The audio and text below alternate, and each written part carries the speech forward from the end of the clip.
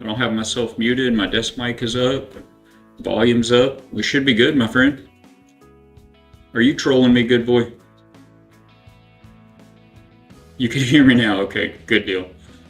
Yeah, I'm not sure what that was. I had my everything looked clean on my end, but anyway, I was muted for you too, Mims. So strange. I did click the mute and then unmute it. I was wondering because um, anyway, I was just saying it's good to see you. Thanks for popping in, man. You can definitely wish me a happy birthday every day if you'd like. That was always fun over on Wet Cement's channel, so we can do that as a salute to him. Everybody, I know we sure miss him, but wish him the best. And I hope you had a good birthday. Good Boy's birthday was just the other day, chat. And building in Windrose. Oh, you were building in Windrose, got you. I was building in Windrose this morning. So I was like, how did you see that? But anyway, so yeah, I was just saying thanks for popping in, man. Welcome to the factory. It's so good to have you. Good Boy Babo was another moderator on another streamer's channel that was a Sea of Thieves streamer.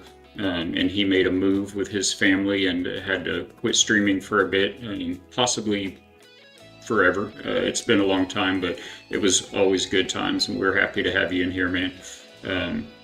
So yeah, I was saying that we are, yeah, but expanding horizons, everything for a reason. And I really do wish the best for him. I think that they're doing great. So I know, what are we gonna do about that? Oh my gosh. And they were the cutest little emotes too. Some of the best memes. I've got the music playing in the background just until we pop over to the streaming screen, the layer. But I was just kind of talking about how we're in Subnautica 2, what we're doing. We've completed all the main quest lines. So far, it's early access, just came out, so we've made our way through the story. It's a very compelling story. I'm very excited to get the next batch. And from my experience with the first two games, there were actually two Subnautica games before this one. They were just called Subnautica and Subnautica Below Zero. They were on a different planet, so I think that's why they've chosen to call this one too. It's a strange choice, but it's the third Subnautica game, and in the first two, the developers were always responsive to feedback from the community, and so I'm excited to kind of be a part of that this time around and witness it all. The games had been out for several years when I played the first two, so I'm currently taking apart a gasoline hedge trimmer because the engine is seized. Oh man. Well, thank you for popping me up at work, man. Hopefully we can kind of be your background, keep the momentum going for you. I know those can be real tricky sometimes. So, but yeah, so what we're doing today isn't going to not be main quest line content. If anyone in chat has any questions about that or wants to see any parts of the main quest, any of the POIs or anything, let me know. We can work our way through those. But no worries, man. I understand. I appreciate you. So we're gonna be collecting materials, collecting resources. We're going to need all of the titanium in this ocean, as well as a lot of quartz and copper, and we're going to see about expanding our colony and build some more habitats in and around our main base habitat, so that in anticipation of rescuing the 40,000 souls trapped aboard the starship Cicada that crashed here with us. I should be on until 1 p.m. my time, that's Central Time, US. So it'll be about 3.5 more hours, good boy. And sometimes I'll have an appointment come up through the week, and if you follow us on the factory Discord just below check the link there below the stream, you can keep up with that. I'll make announcements when that happens. But other than that, I go Monday through Friday from 9 a.m. to 1 p.m. Central Time US. So man, it's good to have you. It's good to see you again. I love popping in there to Wet's Discord and checking things Getting right about that time. Yeah, I usually don't ever run late because the reason I stop when I do is I have lunch with the wife every day, and that's at 1:15 my time. So I may be on till 1:05 or something, but I'm pretty good about hopping right off no matter where I'm at in game or in stream. I do run Saturday streams, Saturday mornings sometimes. They'll run a little later till about 2:30, so that may be a good time to pop in as well. If you like any games that are survival crafting building games that are survival crafting games that have building in them, adventure games, definitely check out either the YouTube or the VODs here on Twitch. We've done a lot of neat builds in Shrouded, No Man's Sky, Green Hell, Subnautica, Small Land.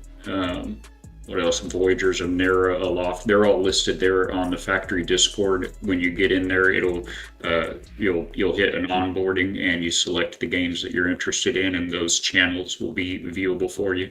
And we've put and some of the builds we're flashing along at the beginning of every stream. We have kind of a slideshow going, just showing some different bases and ships that we built on. Oh, ships! We play Space Engineers and Stationeers and all of that. So. Anyway, it's good to have you, man. We're going to have some fun today. Thank you, Mims. I appreciate you.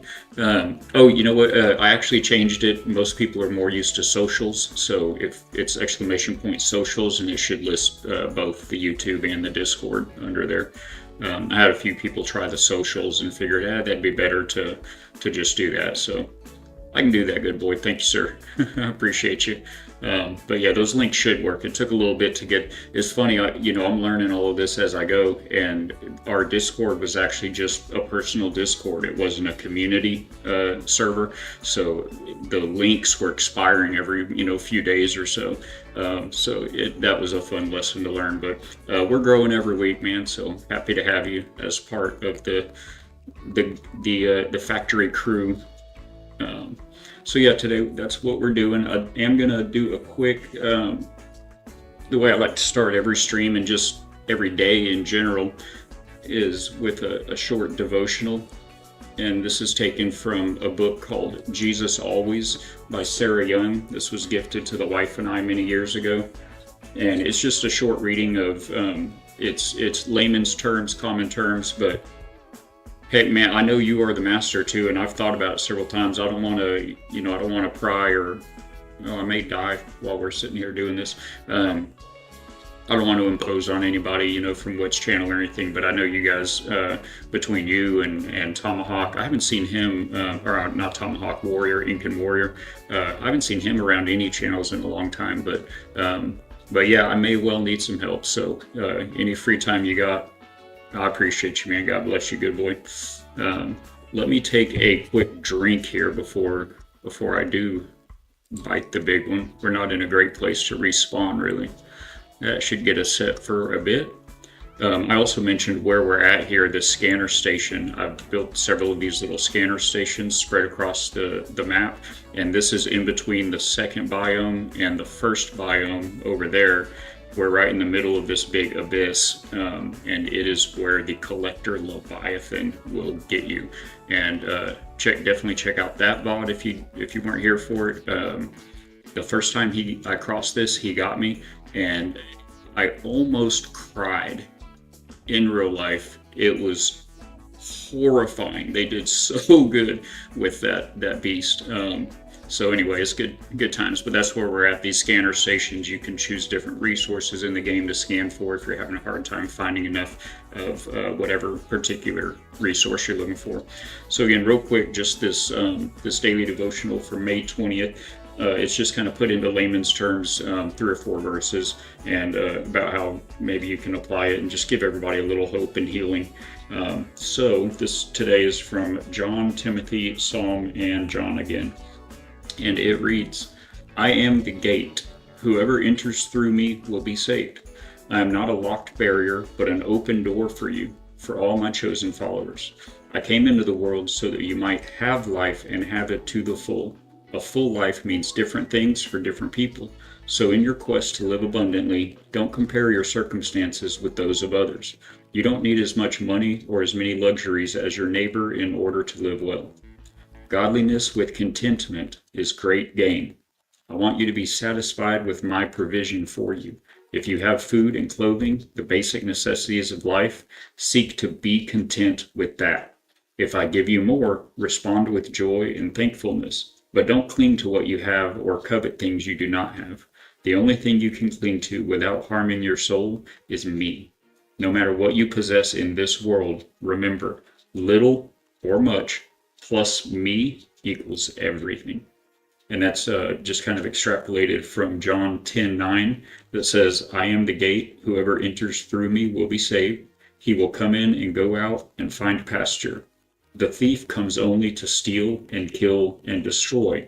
I have come that they may have life and have it to the full. And 1 Timothy that says, but godliness with contentment is great gain, for we brought nothing into the world, and we can take nothing out of it. But if we have food and clothing, we will be content with that. And then Psalm 63:8 reads, my soul clings to you, your right hand upholds me. And finally, John 3:16, I think everyone knows that one. For God so loved the world that he gave his only son, that whoever believes in him should not perish, but have everlasting life. And that's just a short devotional we start every day with from Jesus Always by Sarah Young.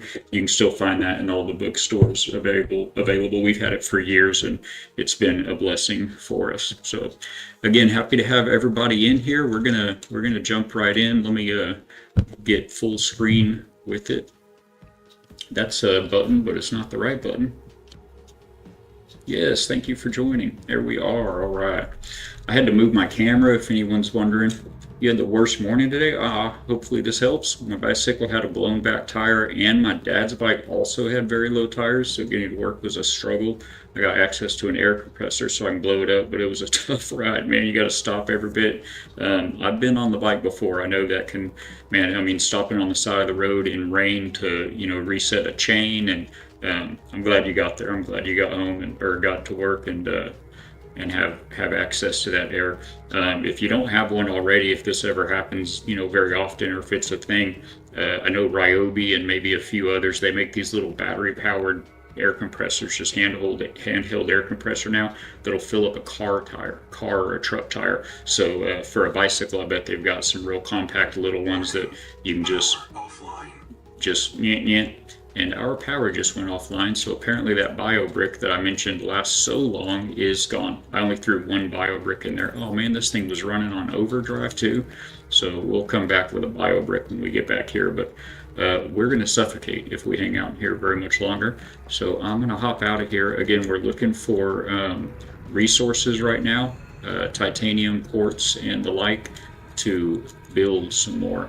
And we're going to attempt to not let this I'm already full in my little trunk here. If you didn't know, the tadpole does have a hard point on the back of it, so if you build one of these removable or these portable chests, you can just stick it right on there and give your little tadpole vehicle some additional storage, which took me longer than I'd like to admit to realize and figure that out. Oh, you have the Ryobi one in your car, but in your car trunk, had no time to grab your keys. Still a learner driver, so you just can't drive alone. I got you. Those are fun times, man. Enjoy them. They will fly by so fast and be a distant memory. But yeah, that's exciting. Our boy is 22 now, but it seems like yesterday he was getting his license.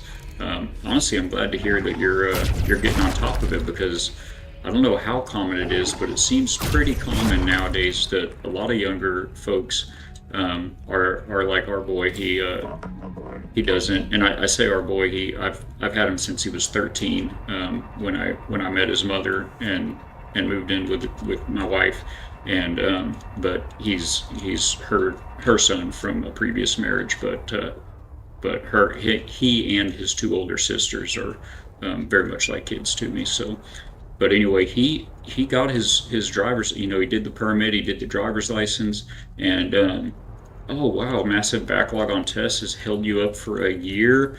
That would have, I mean, it was different when, I'm in my mid-40s. It was different when I was in school. Driver's ed was part of school in high school. and you took the class as it was after school. It wasn't like an elective or anything. So, but it was at the school, and they had bus transport to and from it, and you had your driver's ed car that they'd use, and at the end of the course you took the test, right, there at driver's ed.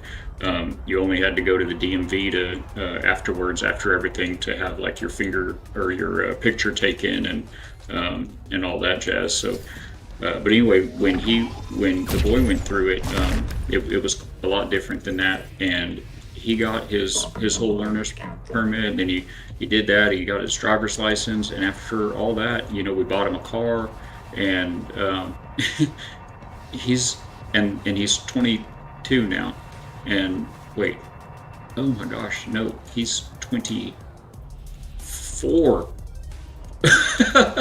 He's 24 now.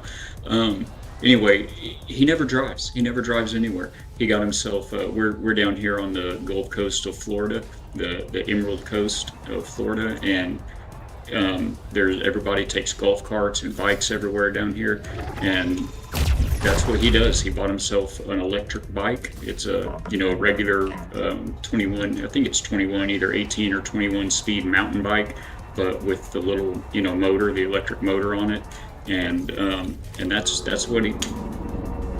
Okay, I hear you. I hear you. Oh, you can see it right there in the distance. That collector Leviathan right there. I would like to get this quartz, so I'm gonna be brave. Be brave. That electrical shock was me, by the way. I used to use that same button for a different ability, to have a dash of speed, and I had that most of the gameplay, most of the playthrough. I recently changed it to this electrical shock to deter predators, but I'm still used to having the dash, so you'll catch me doing that for no reason sometimes. I'm just trying to get a little boost of speed that's not there to get anymore.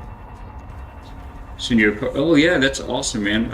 I know the first car is super exciting. I'd love to see it. You can post it there in the Discord, just under general. I guess I don't recall if we have a kind of a general. Oh, we are full inventory, so we better get to the house and drop some things off. I don't recall if I have just a general like an IRL photos or media channel right now. Probably ought to add that, but you can pop that into general, and that'd be great. Hey, Gamer Knight, good morning, man. Happy to see you. Hope your week has gone well. We're halfway there, halfway to the weekend. Thanks for popping in, my friend. We're just gonna grind out some resources today. We need only all of the titanium in this ocean, and quite a bit of quartz and copper. We're gonna do some building and add some extra habitats around this guy, which is our main primary base here. We've got the dual moon pools, 2 tadpole vehicles, submersibles. This one has the Scout Ray chassis, it's called, and it gives you these little wings, and it makes you faster, better acceleration, and better turning, tighter turning. And then this one is the haul chassis, and it allows you to haul things. It's got this big storage compartment in the back that holds a lot. But it is like comparing a Ferrari with a Mack truck. It is very slow. It makes you slower and less acceleration and wider turns. So I generally like to take the Stingray, especially if I'm crossing that abyss. I'm not interested in being around those Leviathan creatures without the extra acceleration, that speed boost. Man, he got me. I was telling Chad just a minute ago, he got me the first time I crossed that abyss over here to the second biome area. I almost cried in real life. I was shook. Oh, they did so good with him. He's rough. He is rough to encounter. All right, our inventory's full. We need to build some more storage today as well. You know that.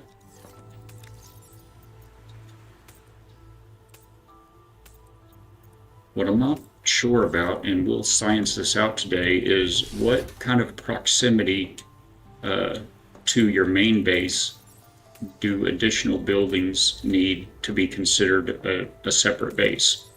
Oh, are we out of water? I have one bottle of water left. That's what we're doing next. Because in the process of newer Subnautica player, not far into the first game, that's the way to do it. Start with the first one. Man, it's so much fun, isn't it? I really have high hopes for this one because of those first two. There are a lot of building parts and rooms and things that I hope to see make a return, or a modification return from the first two games. They're so much fun. In fact, one of the days this week, what we may do is, let me go ahead and get these reset.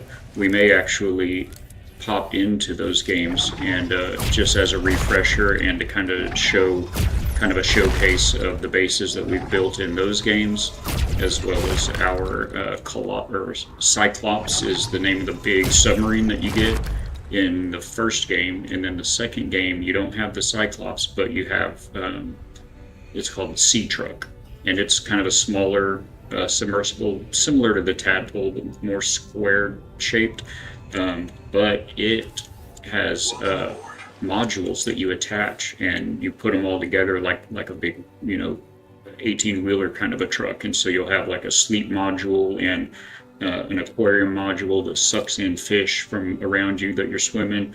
There's a fabricator module and storage modules. It's a lot of fun. Makes it a very well modular experience. So yeah, did you get the socials there? I don't want to pull, I'm not that tech savvy, so I don't want to pull off on stream to look at Discord, or at least not just yet. Need to get all of my transitions a little smoother, but I will definitely check that out and hit you up on it. We got the boy, his first car was, my first car was a beer. It was a 1976 Ford Maverick, and it was the green color of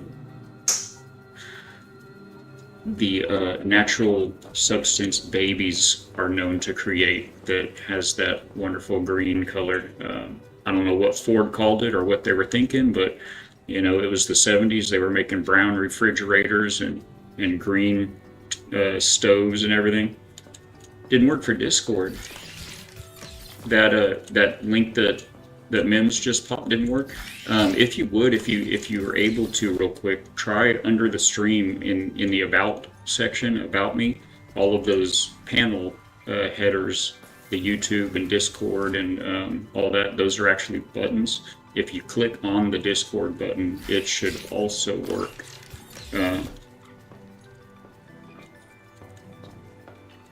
Get to you later. Yeah, I'll definitely DM you there in Discord and make sure that you get connected with the factory. But yeah, I'll have to check into that because that should be working for sure. Oh, great! So it works in the About Me, but not in the socials link. I wonder if I broke it when I changed it from. I used to have a separate command for YouTube and Discord. But people would try to use the socials command just out of habit. I think a lot of creators use that. And so let's go ahead and grab one of these while I'm thinking about it. We'll put that in that other scanner next time we get by there. Anyway, so I thought that'd be good to make it that all-in-one socials command, if that's what people are used to. And I wonder if I broke it when I did that. Oh, sweet. Awesome. Glad to hear it. Because it is entirely possible Valak just doesn't know what he's doing, but I am picking it up. I've been at it for, I think we're a little over, I think we're maybe coming right at 2 months now that we've been doing this, so it won't take long to do this tour. It's a modest base. Again, there's not a whole lot of different room modules available yet, but we can always expand what's here. But it's just going to be like some empty space because there's not even very much furniture in the game yet. But this is kind of the main entry that if you don't have a CMOF, if you were going building to building, you can get in the front side here. This is our Bravo outpost. In the starter area of the game over there, we had Alpha outpost. We'll pop into there in a little bit because we need to get food and water. But I've got to change that bio mod. I think I keep trying to dash, speed dash, and it electrifies the water around me instead. But we've got a front and back door, so whichever direction you're coming from, sometimes you do not have enough air to get around to the other side, so it's always good, game or not, if you're not already doing this and you build some habitats, it's always good to put entry hatches on at least 2 different sides of your base, because man, sometimes you're just cutting it that close, you know. So when you first come in, there's our scanner station. This is the Subnautica 2 scanner station. In the first 2 games, this was an actual room, a whole room module that had the scanner built into it. Really neat, and I honestly like it better than the way this one works, but you know, things have to grow, left foot, right foot.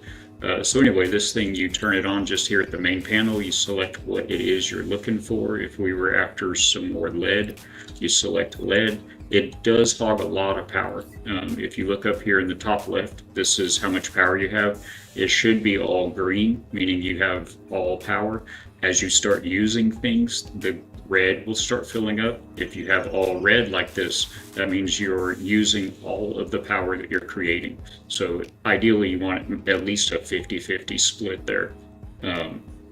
So you see when we turn it off, you can see the number here, 149 is being used, and now we're using 159. So the only reason I'm not losing power to the base right now is these modules here. These are backup power modules. If you create more power than you use and you have one of these will slowly fill up. And then when you run into a situation like right now, they will start drawing from that instead of killing the power to your base. But yeah, these are the scanner station's very power hungry. So it's good to kind of find what you're looking for, get a heading, a bearing on it, and then turn that off instead of leaving it on. But the way it works is you select the material you're looking for, then you come over here, and this is a radar array of the surrounding area. It is, it doesn't say it in here, but you can see here it's a 300-meter range. The first game you can get upgrades to that scanner room and increase the range and other various upgrades. But you select one of these signals that you see, like so, and now we can see it here in the HUD. It's marked out there in the world. So you could leave this on if you have the power in your base and go right to that mark, and it'll take you to that lead. And of course, usually it's a cluster of lead or whatever the resource is. And to see where it's at, you need to step up here onto this is the same in Subnautica and Subnautica 2. I'm going to go ahead and kill that background music actually, because the audio design on this game is amazing. But what you're going to want to do once you select what you're scanning for is step out here right into the middle of the scanner room and look around from there. That's the perspective of you at your base, where the scanner room is. If there's a dot over here, it'll be in that direction, and it'll also either be higher or lower. You can see that one's a little bit lower. Those are both a little bit below the line, so they're going to be down from us. If we were very deep, and this was a deep water scanning station, like we've got a couple over there, these dots may be above and you would look up to find those. But to know what direction it is, if you stand here, you can't really tell. But step right into the middle of the scanner room, and then you can see this one is that way, and this one is that way. So that's the scanner. And you just click the same material to turn it back off. That's not super intuitive, but that's how you do that. And I am dehydrated now. Luckily, I can drink that because this is your NOAA reactor. There's not much to say about him. He's where you, he's like your personal AI kind of a deal, and he gives you slowly, processes the information that you're gathering from the world, and he'll give you new quests. He'll find new black boxes, which are death bags, basically, of other explorers, as well as other bases and points of interest, parts of the wreck and things like that. Up here, there's these four, actually, counting that one, production units. This one we're going to get into right now.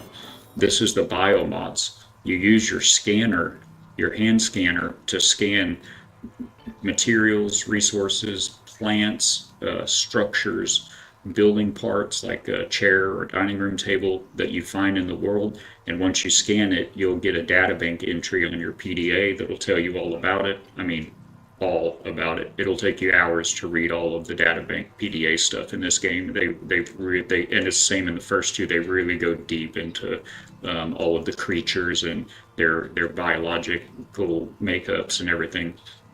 But anyway, once you get an upgraded scanner in this game, when you scan certain creatures, you will gain access to a biomod that will, you come to this machine, you can activate it, and it's a temporary module you can apply to yourself and gain an ability from that creature. So what I have here is the electric discharge, and it emits this big electric shock because I scanned this electric Gordy. But I'm going to switch it back to the dash. This one, these two were default at the beginning, and then these two, actually I think it was, yeah, both of these were default. All of these I've gained from scanning creatures with the upgraded scanner that you eventually get. So this biomod is saved my life just now as well as other times. This one allows you to just slowly, passively filter seawater into drinkable water, and it fills up. You just saw it, that little blip, the little blue drop that just went down the center of the screen. I've never timed it, but every little bit it'll drop 5 water into a water bladder, and you're basically just processing the seawater that you've swum through. And so right now this guy here has 5 water. I can just drink that, and it adds that water straight to me. We need to get some water though. That's going to be pretty crucial. This is the bioreactor we looked at before. You can put fish in at the beginning of the game. You'll eventually be able to make these biofuel bricks that are much more efficient. We've got some storages. This is the main fabricator. It's very similar to the first 2 games, and this is where you fabricate your equipment like fins and air tanks, as well as your tools and advanced resources made from the base materials. And you also fabricate food. You can cook fish and make some more complicated meals. And then down here you would is your survival. It's your basic and advanced first aid kits, as well as distraction flares. And these are very, very good to have. I usually carry a couple of them on me. If you get into trouble with a large predator, you can snap a flare open and give it a toss, and he'll go after that flare and give you time to get back to your tadpole or escape. And then this little guy is a modification station, and it allows you to modify a couple of your tools, make them better and more powerful, as well as create upgrade modules for your tadpole. And so that'd be like your depth module that allows you to go deeper before the pressure crushes your hull, as well as a cavitation module that lets you run more quietly to not attract the attention of that monster out there, and some other upgrades for the tadpole. So that's all of that. And then lastly, we just have our little tadpole hangar right out here. And this is the fabricator station for vehicles. I love the one in the first game. It didn't integrate with the, I'm trying to think, there was something that integrated with the moon pool room. I think it was just for the upgrades. It was like the upgrade station for your sea moth is the submersible in the first 2 games, the small submersible. And when you built a moon pool, it was kind of a set size. This game allows you to expand and shrink the rooms, the windows, the moon pool. It's really fun to build in this game. But anyway, the vehicle fabricator module actually deployed outside of your base, and it would inflate this buoy ring around the base of it, and it would float up and pop up to the surface, and you had to go up to the surface and climb up onto it. Oftentimes in the storm or in Subnautica below zero, it would be freezing, snowing blizzard out there. It never felt so good to get back into the ocean, into the water, but you climb up onto that and fabricate your vehicles and your upgrades and things. But anyway, this is where you fabricate the vehicles here in this game, and we already looked at our tadpoles. And then I've got a little habitation module up above here. We've got, this is just kind of a rec room. Again, there's very limited furniture so far in the game. Although I do feel like maybe we should at least have some shelves out here, yeah. Hey, Novato, happy to have you in. Welcome. Is the game also buggy for you? There are some areas of the base that you cannot delete for whatever reason, so my base has a very bad, weird shape. My friend, I would say that the game is not buggy for me. However, I am intimately familiar with the pain that you are describing, and I'll tell you what to do. So this base that we're at, real quick, just to finish off this is like the bedroom or whatever. So again, not too much to look at, but I do love these half round rooms. Those are nice. I'm very much looking forward to getting the glass domes for our ceilings, so you can have a glass ceiling. But yeah, Novato, that did happen to me when I was building this base right here, actually. So I had a base sitting pretty much where this one's at, but it wasn't in a good position, and I wanted to go with, you know, a different design entirely. So I figured, okay, I'll just put everything into one corner, because the game allows you to move things. If you didn't know that yet, you whip out your habitat builder, you enter move mode with F, and then you select a thing. I want to actually click on that, but you select something to move. Welcome aboard. And it'll let you move it around, and then you put it where you want it and just click it again. So you can move things. This includes storage bins that are completely full. You do not have to empty your storage to move storage lockers in this game. Only game I've played that lets you do that. That is fantastic. So I figured, okay, I'll just move everything. I'll disassemble some things. I'll move all of my chests, all my storage lockers over to like this corner of the room and shrink the room. As Novato is alluding to here, chat, the game has a deconstruct mode with your habitat builder here. You enter Q to go into deconstruct mode, and you just point at a thing and you start clicking it and it'll deconstruct it. But if you try to deconstruct a large room, it will not let you deconstruct it. So let's just do this real quick here. So if we put a room here. Warning. Power offline. Yes, we're aware. Yeah, I'm glad you liked it, Gamer Knight. We're gonna expand and do even more today for sure. So this is how it lets you build more, expand your spaces in this game. You can, to add another room connected to this one, you line it up just perfect and it'll attach itself. But you don't have to square it up. You can offset it in any number of ways. You could just expand the room like this by a little bit. If you wanted, you know, a long rectangle or an L shape, you can just expand the room. Well, once you get it over a certain size, say you're ready to delete this room. Say you want to move your base from here to there. Let me get a little further from that base so that it'll stop telling us about power. Power offline. Okay, you know what? It is going to keep doing that. So momentarily, let's mute that man. Okay, and let me get some air before. Now that I muted them, they're not going to tell me when I'm about to die. Okay, air filled up. So once it gets above a certain size, it won't let you deconstruct it. So you enter Q for deconstruct mode, you point at the thing, and notice it's, oh, it is letting me deconstruct this one right now because it's not too big yet. So let's add a little more. It was too far from my base. So you end up with this large room that you want to deconstruct, and you can't because it's too large. Okay, let's pretend it says no, you can't deconstruct this right now because this is pushing the limits. I mean, it should be telling us no by now. But so what you think you would do instead of deconstruct, there, see, cannot deconstruct, too large, and it tells you reduce size with shrink. Okay, cool. That's a neat mode. So you go to deconstruct mode, and then it tells you shrink mode is F. So let's go to shrink mode. So you can point at a face and shrink it if it's orange like that. But notice this face is red. It won't let me shrink that direction. So, okay, we'll keep shrinking this way. And what'll end up happening is what you'd like to happen is to get it small enough to just deconstruct it. But oftentimes it'll tell you cannot deconstruct. And it got to the point, I think this is where Nubato is at.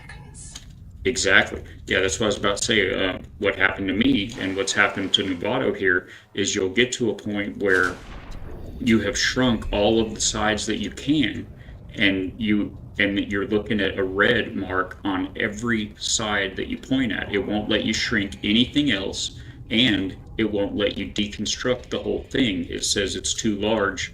Use shrink mode. You use shrink mode, and it gives you red like this and won't let you shrink it. Doesn't tell you why, it just won't let you. And I ended up with this is pretty funky shape right here, what we've got going, but I ended up with just a ridiculously funky shape. It had little skinny bit coming off this, like skinny, like where did that go? I mean, like super skinny little bits, and I mean, it looked like a maze or something, and it would not let me delete it. So what you do is, if that had happened here to this guy, you go to your escape menu, go to refund bases. Now, this won't be available forever once they further develop the game and fix buggy instances. But for right now, refund bases, and you'll see a list here of bases. You click the look at button, and it doesn't actually take you to view that base, but it will point your view at where the base is at. If you have them marked like I do here, see over there, I've got a metal farm, and I've got two little bases over there. I've got another scanner base there. So it will point you at the base that you've selected here, and you find the one that you're talking about. Let's see where this one's at. There. Let me make sure. Yeah. Okay. So it's that bottom one on the list here. I don't want to delete one of my bases. It's not. So you figure out which base it is using the look at button, and then you just click refund, and it will finally get rid of that dang building that would not go away, and it puts the materials into one of these temp containers right near it right here.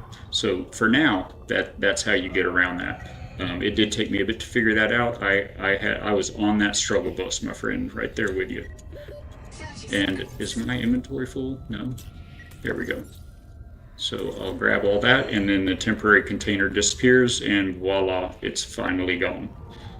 So yeah, I had one of those sitting right over here that I had shrunk down in every way, in every direction that I could. I mean, it was so funky shaped because, it wouldn't let me shrink this wall anymore, so I'd go to that one, and then it would let me do that one, but then not anymore, and then it would let me do a little piece of, and it ended up just having this convoluted, insane looking. I was like, I'm just gonna have to start a new save, But also, I bet you have to move all the content of the room to the new place prior to refunding the base. You do not. In fact, when I did mine, it was I finally got rid of the old base that was right here by building a whole new room separate over here. I just built like a little double room and filled it with lockers, and I moved all of the stuff out of the old base into these lockers right here, and I was finally able to delete the old base here, and I started building this. Well, when I started building this, I didn't know it at the time, but it considered it the same base. And so when I refunded this one here after I had moved everything out, the little temporary container that was right there, it had like 485, I think, items, almost 500 items in it. I had to go back and forth to that little temporary container. It was floating right here, and I had to go into my base with these new lockers back and forth here, a couple dozen times to pull all of the items out of it. It will take every item. If you have a bioreactor in there, it'll take any bricks that are in there unused. It'll pull those out. It'll deconstruct the bioreactor, and you'll get the materials back that it took to make it. If you have lockers full of stuff, it'll deconstruct the locker and put all of the stuff that was in it. It'll hold way more than what it'll show you on the screen. When you open the temporary container, it only shows you, that grid of like 30 items or so. But you take those items out and go back into it, there'll be 30 more items, and it'll say showing 1 through 30 of 235 or whatever. So it's an odd system, but I was so glad to find it. And it does tell you on here, just as a note, during early access, game updates may, and this didn't apply to me or you, but this system works for us. But it tells you during early access, game updates may break your bases or leave them inaccessible.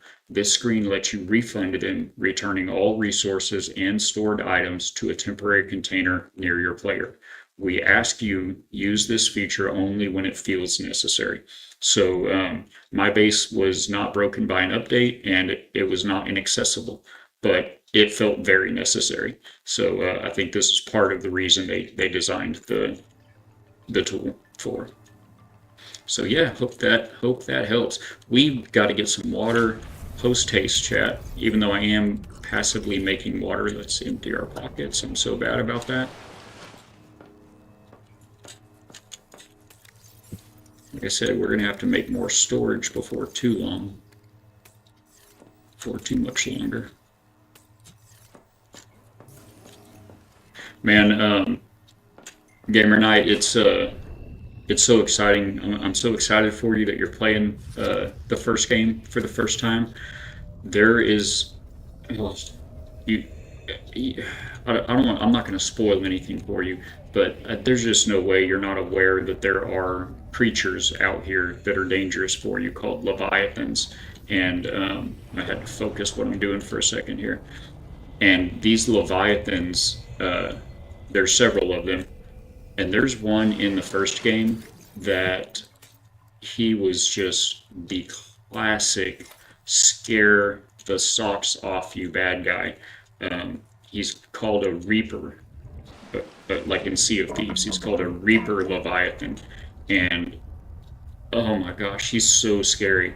In the second game that they made, Subnautica Below Zero, the equivalent of the Reaper Leviathan, it was called, had a real weird name, it was called a Chelicerat.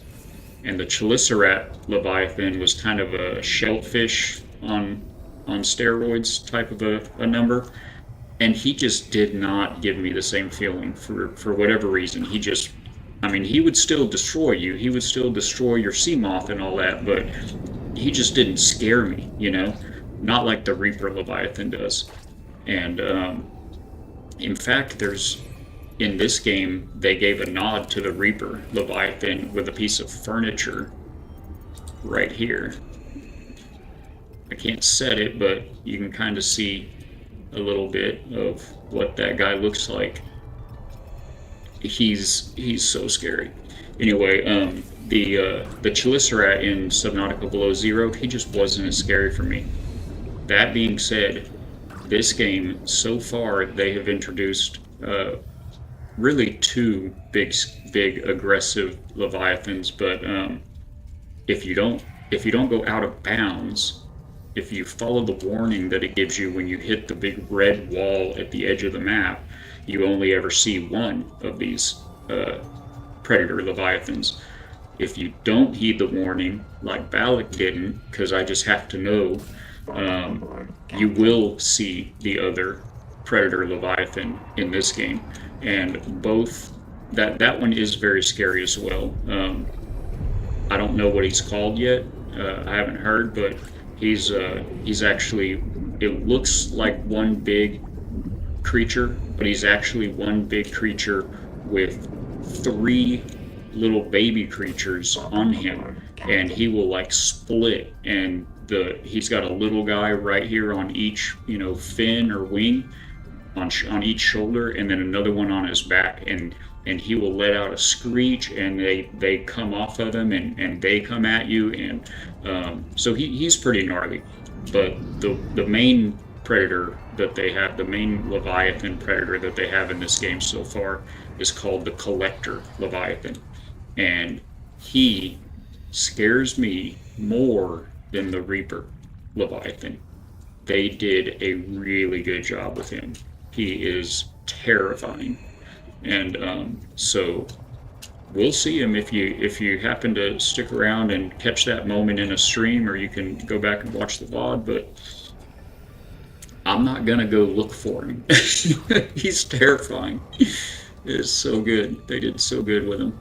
Luckily, just like in the first two games, you'll get audio cues if he's around, if you're entering his area, and you need to watch what you're doing.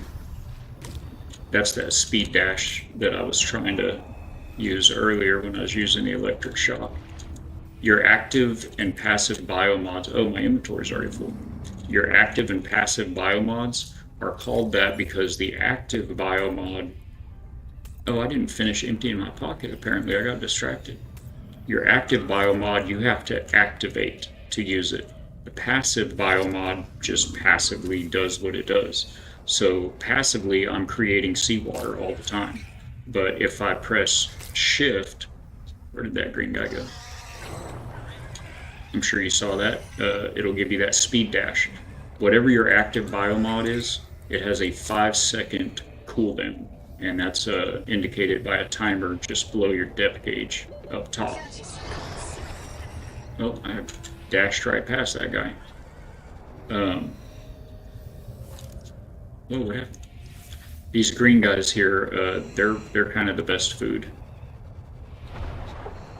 as far as a single fish goes. Anyway, they're not at all the best food in the game, but if all you can do is cook a fish and eat it, they're the best.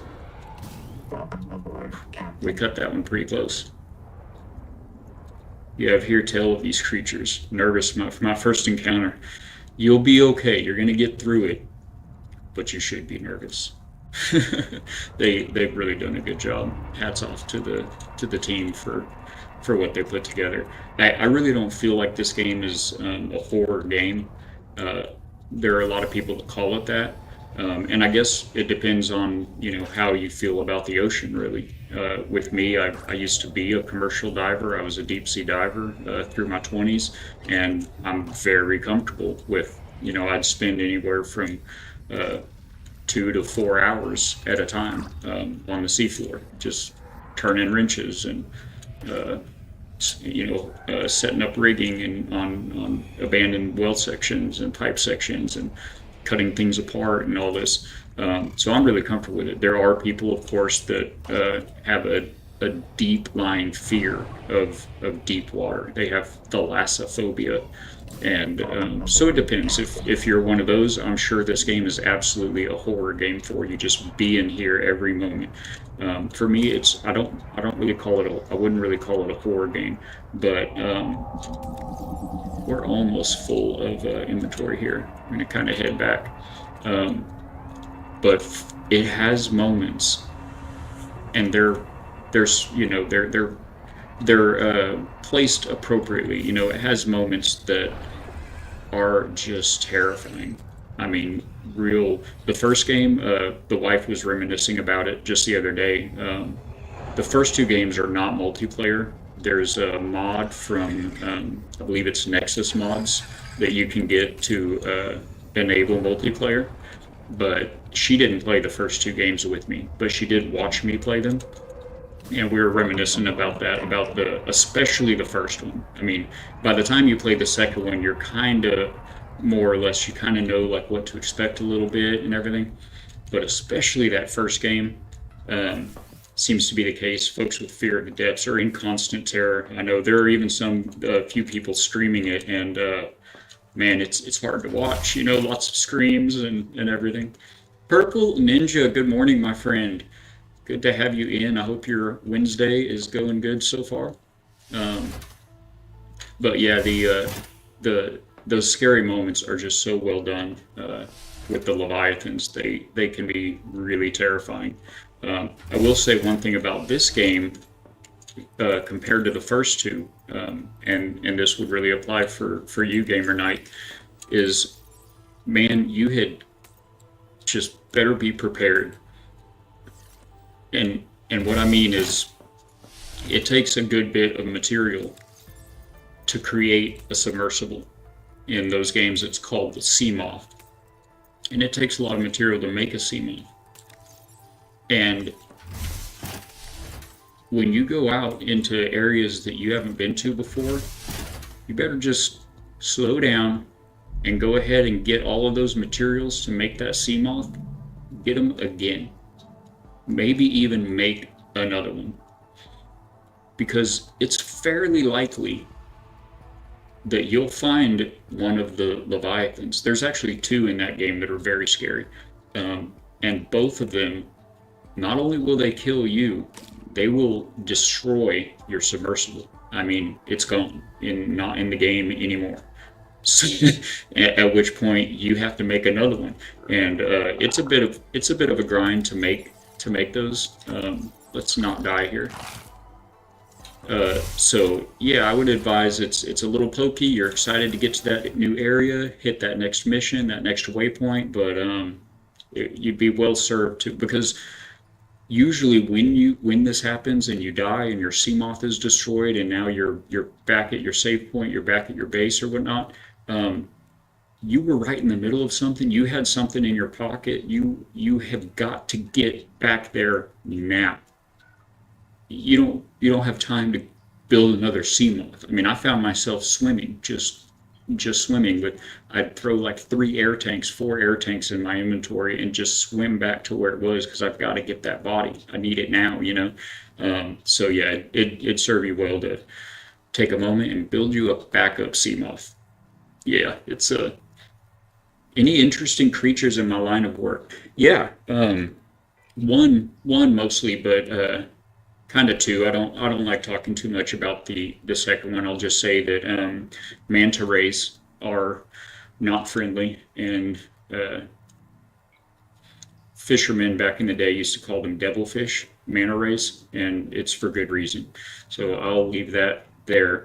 But other than that, there was one thing that I learned when getting into diving, into commercial diving, and that is that the most dangerous fish out there for humans, especially specifically for divers, commercial divers. Scuba diving is one of these, would apply to scuba divers. The other one, not so much, because you're not walking around on the seafloor when you're scuba diving, which that's what led me to commercial diving. My dad started me scuba diving when I was 7 years old, and I was certified when I was 12. Back then, you could get certified at 12. But anyway, the two most dangerous fish in the ocean for us are Jewfish.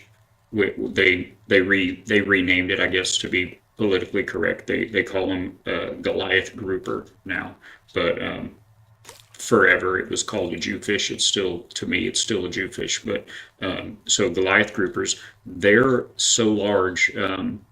They're actually, and they're meat eaters. They're actually known to swallow a diver. So, but that one kind of goes. That one kind of makes sense. If you run into a fish while you're in the water that the size of a Volkswagen, you're going to steer clear.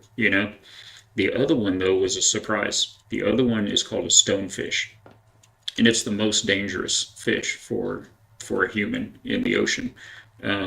Stonefish are very small, about the size of your foot, and they burrow under the sand, and they're bottom feeders, but they have a defense mechanism to keep from being eaten by predators that is similar to a stingray's nematocyst, the stinging part of a stingray's tail, that spike. They have one of those in their dorsal fin on their back, and when threatened, they'll pop that thing up, and it has kind of a spring-loaded action. Like they'll pop it up and uh, thrust it out.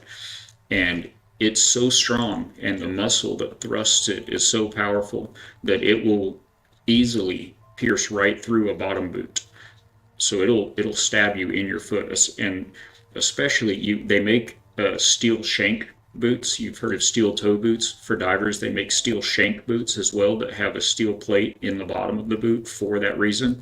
But that thing doesn't come straight up. It pops up at an angle, and so it's still able to go through the side of your boot. And in that, they have a poison gland that is and you can look these up. It's called a stonefish, or some references call it a rockfish. It looks like a rock, like a stone. They're kind of camouflaged on the bottom, and it's the most potent neurotoxin on the planet. So I've heard people make claims about other animals, about that, certain snakes or certain jellyfish, but it is actually a stonefish, and he's a deep water dweller on bottom, camouflaged to look like a rock, and has a poisonous dorsal spike. So always been scared of fish like that, rightly so, my friend. It would behoove you to so let me tell you this next part then. You're not going to run into one, in the lake. If you're walking around on the beach or on the lake, or on the lake shore or anything, you're not going to run into one. They're deeper. You're going to have to be 100 feet plus, maybe 80. If you're walking around on bottom any deeper than 50 feet, if you've dropped your weight belt while you're scuba diving, and or not dropped your weight belt, but if you've added extra weight, grabbed extra weight, or emptied your vest, and you're walking on bottom, just to be safe, I'll just say 50 feet. If you're any deeper, you're not going to run into them there, but let's say 50 feet. You don't walk on bottom. We didn't walk on bottom, and we spent the vast majority of our time working. We worked on bottom, but you don't walk. You have to shuffle. You drag your feet through the silt. You shuffle along, because if you step on a stonefish, he'll spike you, or he'll try to spike you. His spike will go up, it will thrust out, and he'll swim away. If you get got, that's not his concern, but he will try to spike you. But if he gets bumped into, it doesn't have that reaction. If there's not a crush pressure like a predator would when biting it, if it just gets bumped into, then he'll just swim off. He'll get scared and swim away. Like the sandwalk in Dune. I don't know. No, because well, I never saw the new movie, but in the books or in the old movie, there was a sandwalk that the Fremen, is that what the desert dweller people were called? The Fremen would they had to walk with like an irregular pattern, was kind of the main thing. So it was like step, step, step, step, step, step, step, step. Like they try to somehow make it irregular, to not be like a regular thud kind of deal. But yeah, if you're ever I'm sure none of my viewers are commercial divers, or you'd have spoken up by now, but if you're a scuba diver and you think it's cool, it can be fun to walk on bottom in that lake or that reef that you're diving. Just don't take steps. Just drag your feet through. Picturing the shuffling thing. Yeah. Yeah, I guess they did do but yeah, it was like an irregular shuffle. That's right. They try not to have that the percussion from a step. But yeah, if you can avoid a sandworm, you can avoid a stonefish. Let's get a bite to eat, and see, you can make these type of foods with the fabricator using multiple ingredients. See, this one, for instance, gives 60 food and 15 health. The regular cooked fish, they'll give you like 30 food or 40 food, and that's it. The superfood, I'm going to be keeping my eye out today as we're gathering resources. The superfood in this game I haven't made yet, but once you make this, called Sugar of Saturn, made from salt and lead, once you make this, it opens up this recipe, Pavlova. And this gives you 80 food, 70 water. That's basically all you need to carry. You just need to carry these, and it gives you 10 health.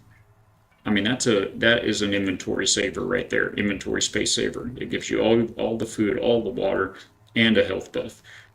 You have a few of these in your pocket. You don't need to carry first aid kits or water. You just carry the food. But it's made from the sugar of Saturn. Why? And this Caramoya rot sack right here, it sounds disgusting, but they're actually delicious. It's these green plants right down here. You can pick those and just eat them right where you find them.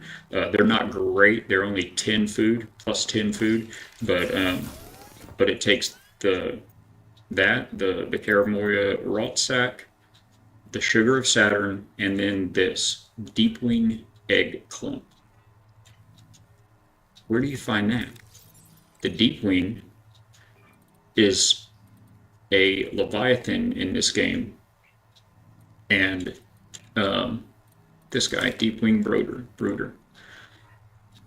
You don't have to read all of it, but like I said, there is a lot to read in these games, and you should. If you're playing through it, doing a playthrough, you really should read it. Sometimes they have very crucial information to know to avoid that predator that keeps, messing you up. Or you're sleeping on a great food resource that you didn't know about because you didn't read the entry for it. But you can usually, in those games as well as this one, if you need one of those too long didn't read type of synopses, you can find the picture of it and then scroll to the bottom, and it gives this assessment. For this guy, its assessment is: egg broods provide a valuable food supply if you can locate the true eggs and survive the competition. And we need those. We need those for the Pavlova. I don't know where they're at. I found you don't even see the deepwings very often. They're mostly shallow. They swim along at like 40 or so feet. Gamer, if you've run into, you see them pretty early in the game, but if you run into the humpback leviathans in Subnautica, the first Subnautica, they're similar. They're a very large, like herbivore, passive leviathan. On those, you can actually gain resources. I want to say they have a lot of copper on them, but they have resources like on their back. They have these big shells that are covered in like barnacles, and you can get resources off of the backs of the humpbacks. But they're very slow moving herbivores, these giant whale like creatures that just kind of float along. Well, these deepwings are the same way.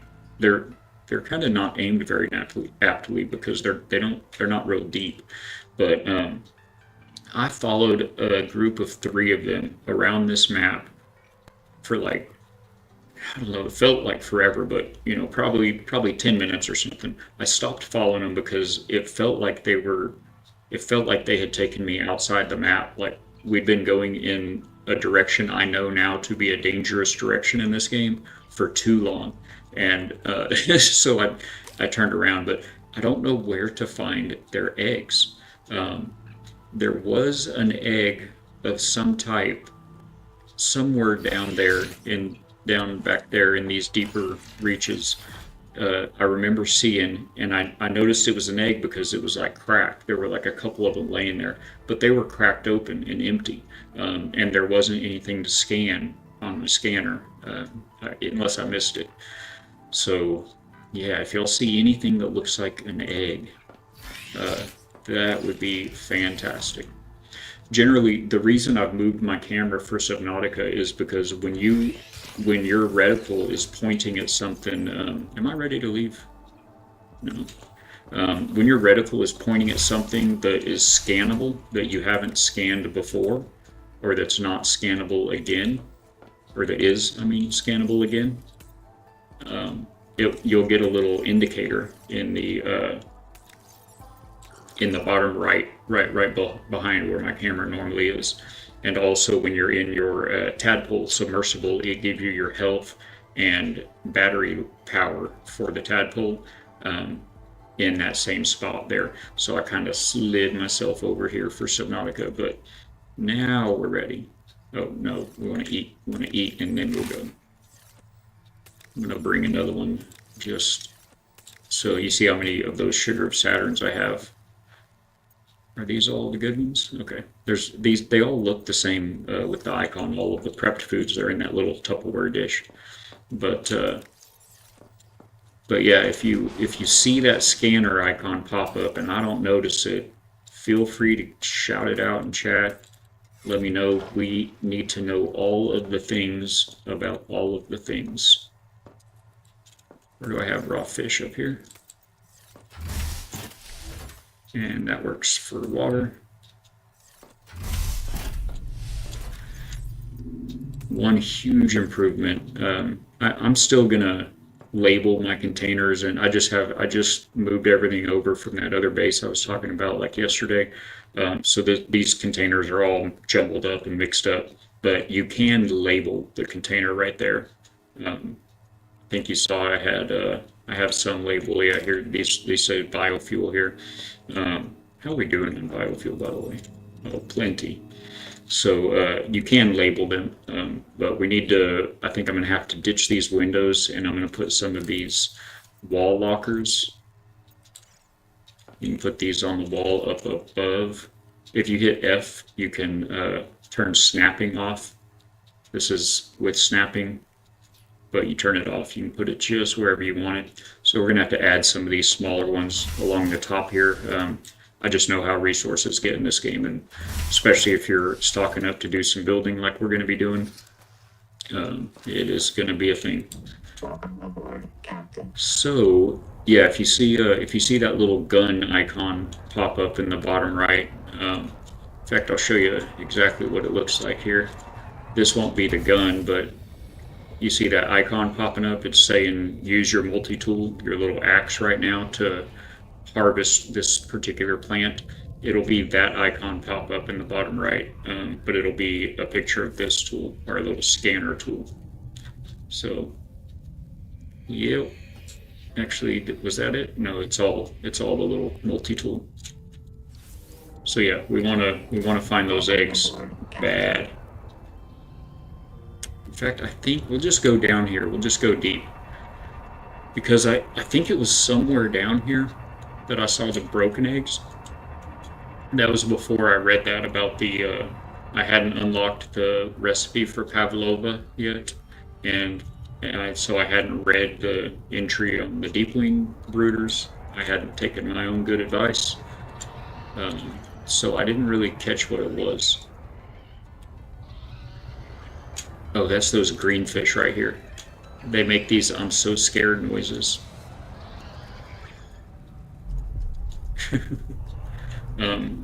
Predators also make noises. These are needler mangoes. You see them? You got a strafe when you. Oh, I thought he only had 4. He shot like 5 or 6. They shoot these big needles at you, and you notice that knocked me down. Is he still aggroed on us? I think he's aggroed on somebody else now. That knocked me down to like 90 health on the tadpole. I wonder if that's where I saw those eggs, though.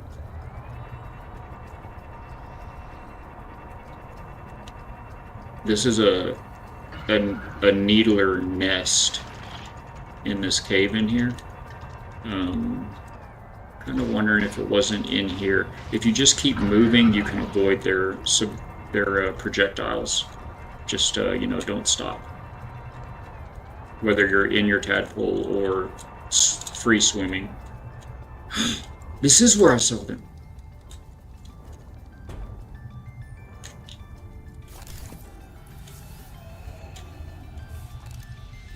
See, it's nothing to scan, but that's an egg, right? Like, no way that's not an egg.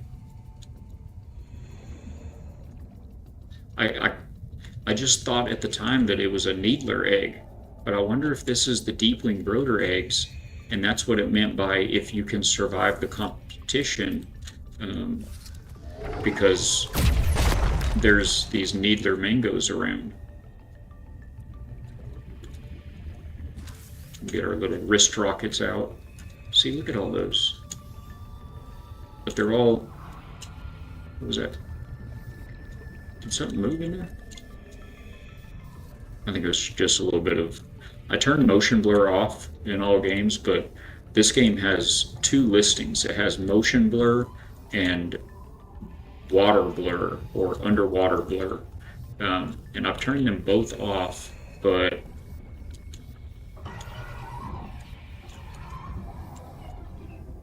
Don't worry about me. Just chilling.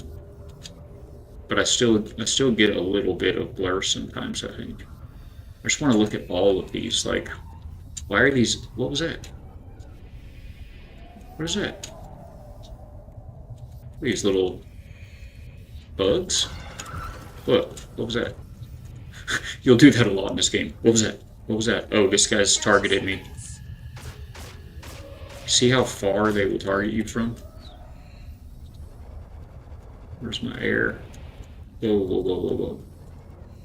Oh, the underside of that looked like a golden colored egg. Yeah, you'll do that a lot in this game.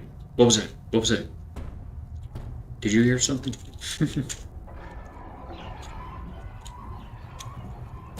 You gotta either just be real hard or enjoy being scared. I want that superfood so bad I can almost taste it. Where's the eggs? I don't understand if those are the deepwing eggs. How'd they get into this needler nest cave? You know, like they had to have brought them, I guess. There's a deeper part of the cave. I thought we could get to it from around here, but I appear to have been mistaken.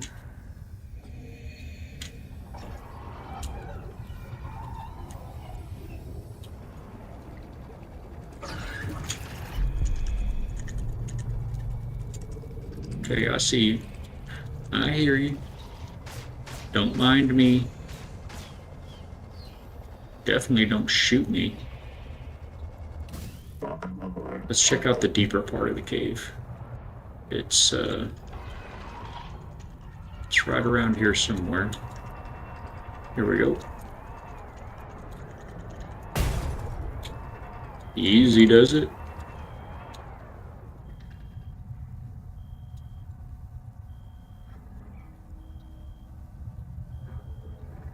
Did y'all hear It is in this game. It's like a beacon. Oh, it's that. Oh, okay, guy.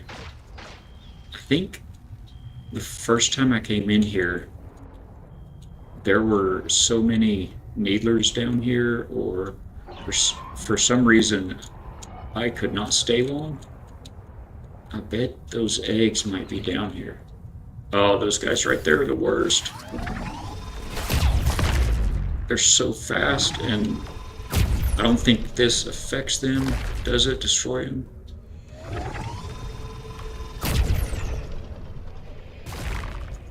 Anyway, we're gonna ignore them and just repair the tadpole when we come back.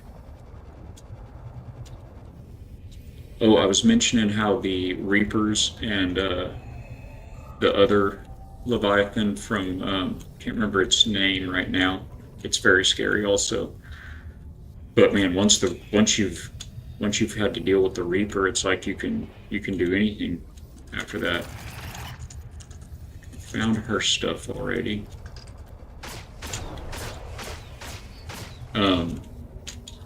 Those Leviathans can destroy your Seamoth. Mention that. But in this game, I mean, knock on wood, they may very well change this. But in this game right now, if your tadpole gets beat up, or if you're down near your bottom depth, your crush depth, and one of these jerk fish force it down lower, we're gonna hide behind this rock here. It will go to 0% durability, and oh, I should put some jump scares in. Good Boy was in here a little bit ago. Purple, I don't know if you caught him. He was. I used to moderate for a streamer named Wet Cement. I was wholly unqualified to do that, but I was a loving part of his channel, and he wanted to give me mod. So anyway, one of the actual effective. Oh no! How did I miss the oxygen warning? Okay, we need to take our little extra breath right quick, and where's our tadpole? There it is. Whew, that was a close call, chat. Um, anyway, he was one of the other moderators, and Wet Cement was that streamer's name. He was a Sea of Thieves streamer, great guy, a lot of fun. Um, but okay, I'm there. It's okay.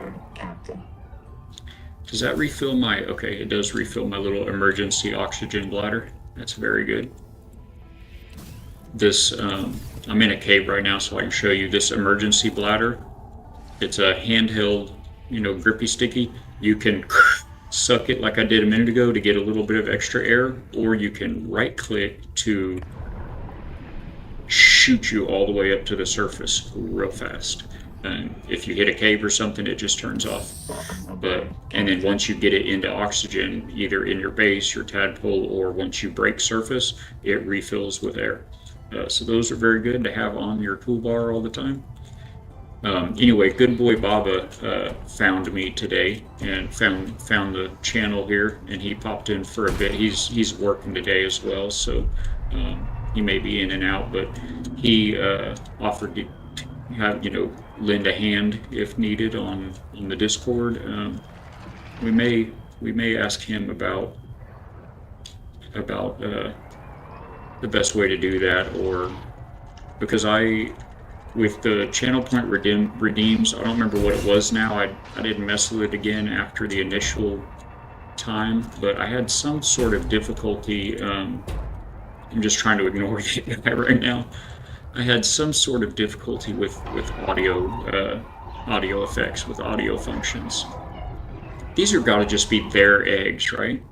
I mean, they're everywhere down here, but they're all broken open, and they kind of have the same coloring as the needlers. I think it's just the needler eggs. But yeah, I think I should, especially for games like this. You guys would have me out of my chair. Alright, we're already down here around some Axum architecture. The Axum are the alien race that were here before us up until recently. There's much more of this story to be told than what is available right now in early access. The very first release of early access. But we know that much so far, that we either were not or we are not alone on this planet in terms of intelligent bipedal life.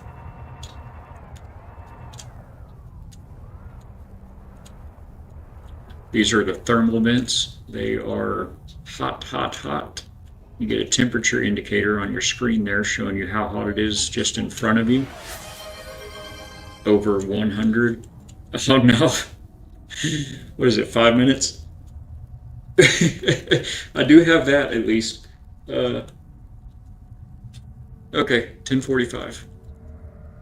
Like I'm even going to be able to see when 5 minutes is over. I'm going to take you at your word as a man of honor, Purple. You let me know when 5 minutes is over. These are the thermal vents that you have thermal generators you can build, and if you place them near these thermal vents, they will use. Oh, I put my butt right in that one. You can use the heat from these thermal vents to power your base, and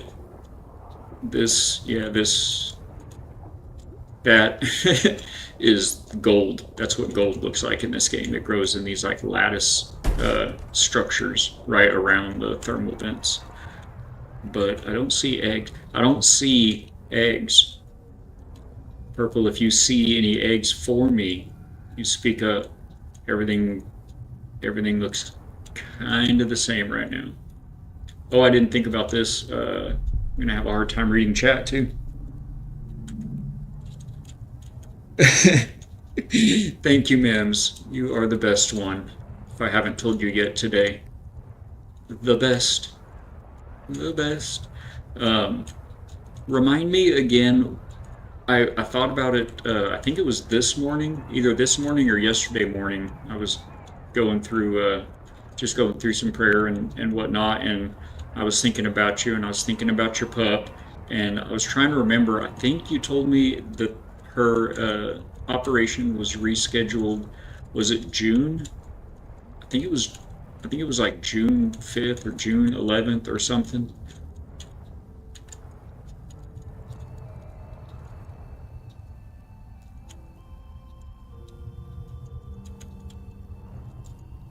Right, June 10th.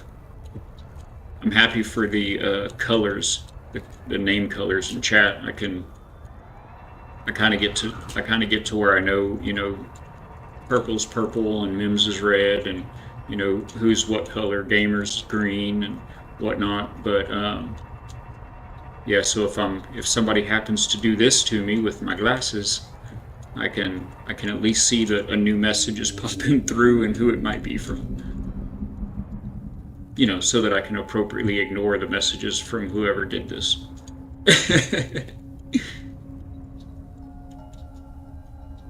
Oh, that is true. Yeah, it is definitely not red. It's like a nice burnt orange. And orange is my color too. I don't know if we can't really see your own character. And oh, there you can. You only have 5 colors to pick from in this game, and orange and any kind of earth tones like tan and tones of brown and sand and khakis and all of that. Tones of oranges and tones of browns. That is my jam. I think we're good on copper. Did y'all hear that music?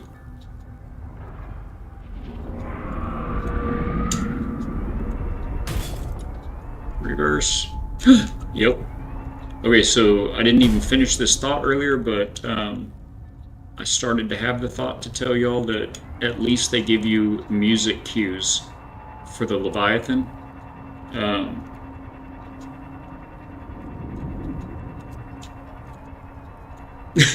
I wish it were a shark. Oh, I didn't even get to finish my story about I don't know if Gamer Knight's still in chat, but about the interesting. Ever see anything interesting? And I said, yeah, one thing, well, two, but I'm not going to talk much about the manta rays. It was a traumatic experience, and we lost a really amazing man. And just suffice to say that manta rays are not friendly and not cute, and they were called devilfish for hundreds of years for a good reason. But the other thing, I distracted myself, I think, talking about stonefish and jewfish being the most dangerous. But the other interesting thing that I got to see while I was a diver is on an inspection dive, I was working in tandem with an ROV, a remotely operated vehicle. I was just going to try to be a little bit brave and take a little peek to show you guys this Leviathan, but I don't see him right there. So I was on an inspection dive. Okay. There he is right there.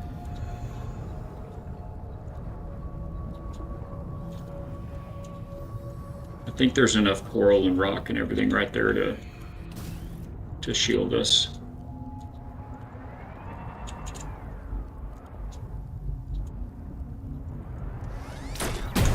Oh, that was bad timing. Those little needler, or not needler fish, but those little red fish, wait.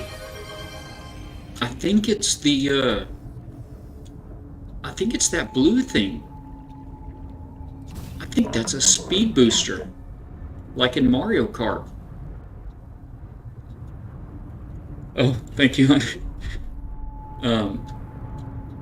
Man, yeah, so I was on an inspection dive. We're about 100, and it was like the midwater column, like 165 or 175 feet, inspecting some risers on this platform, and the ROV operator comes over the comms and tells me wave for the camera. And the ROV was there making recordings, and I was look at him.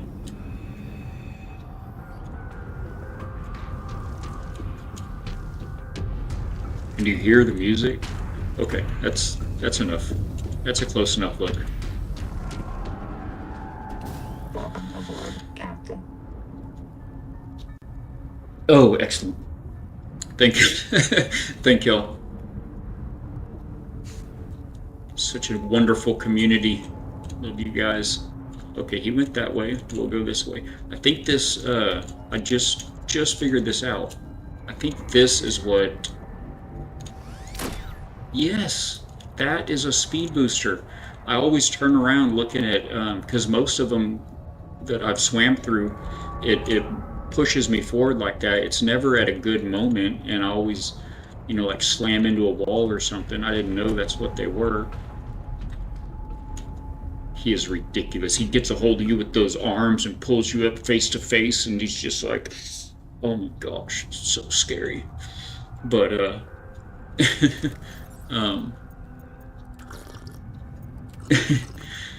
yeah. So I was there, actuating valves and tightening bolts or nuts and whatnot. And the ROV was there documenting and getting photos. It's so cool that these are like speed boosters. I didn't know that. And so the ROV operator comes over the comms and he was like, smile or wave at the camera. And it's hard to smile in a dive hat. This dive hat is what we call the helmet for diving. But he goes, wave at the camera. And I was a little weird, but so I waved, and then he goes, okay, thanks, Mims. We will be here. He says, wave at the camera. I said, okay, so I wave at the camera, and I've got a picture of this. I ought to put it on the Discord. And then he says, turn around.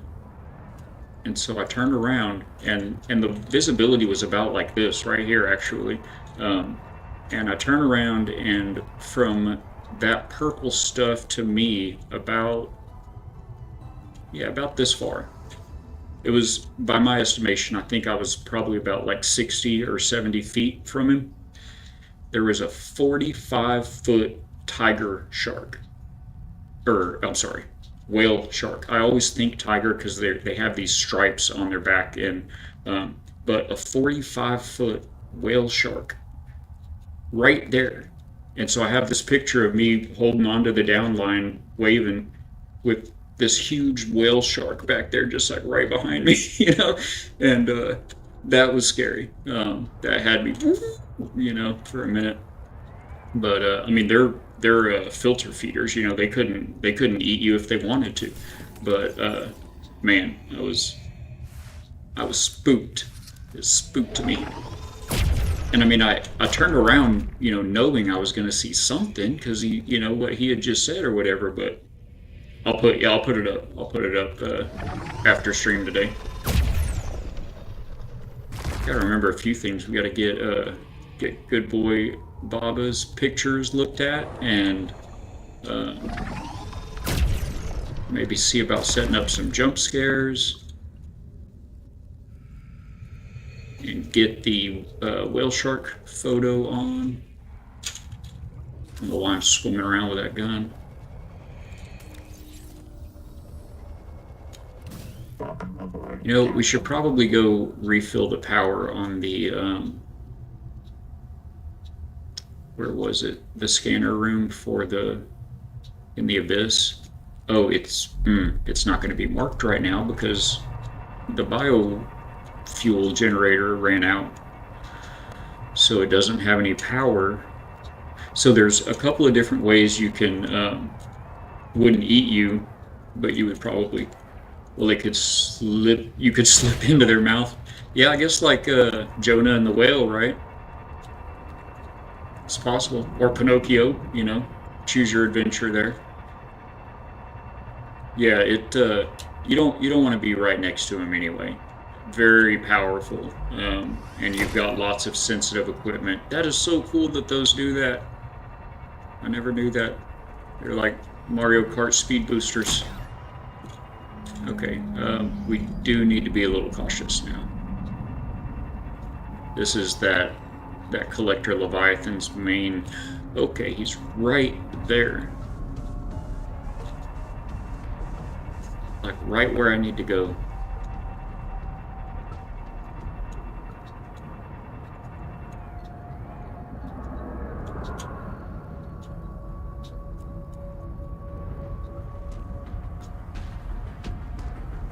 Find him! Get him! I mean, I can show him to you. I don't want to do it with my tadpole, because these things are kind of expensive to build, but I could show them to you.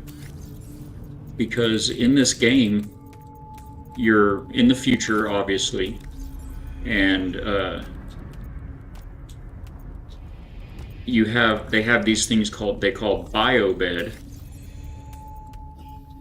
and the biobed stores like a print of you, like your physiological print.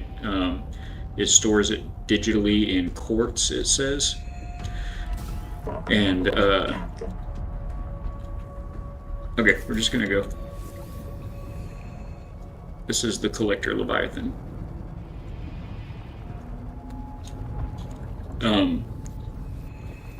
And then it's linked, like quantum links with your brain, and so it as long as I'm doing this, I might as well try to get a scan of him.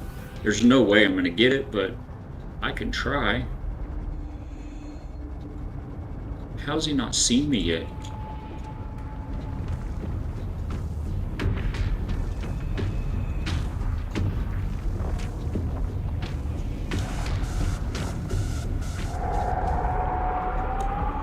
Okay, he's turning faster than I can. He's got me. I can't scan him.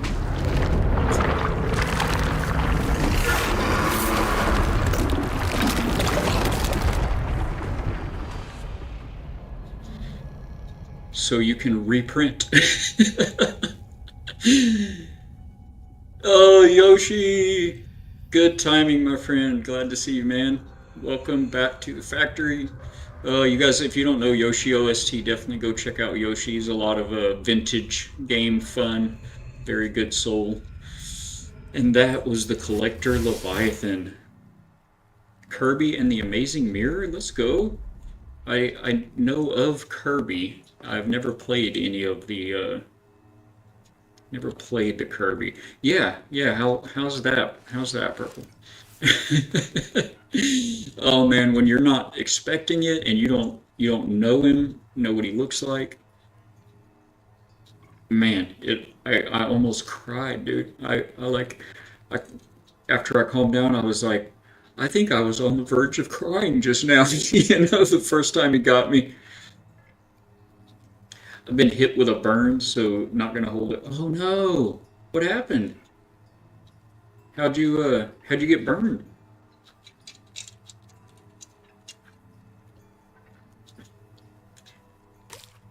Down here on the beach, we all just sunburn. But oh wait. How's that right? Oh, okay. I'm looking at the wrong tadpole. I'm like, how's it right outside? For a second, I thought it put me back in my in the scanner station that was right there by where we were at, but there's no biobed in the scanner station, so it couldn't have. Yeah, we just all get sunburned down here. A cooking mishap, oil burns. Oh man. Oh, I pray that heals fast for you, my friend. Is it on your that? Oh, that's so painful too. I'm sorry, buddy.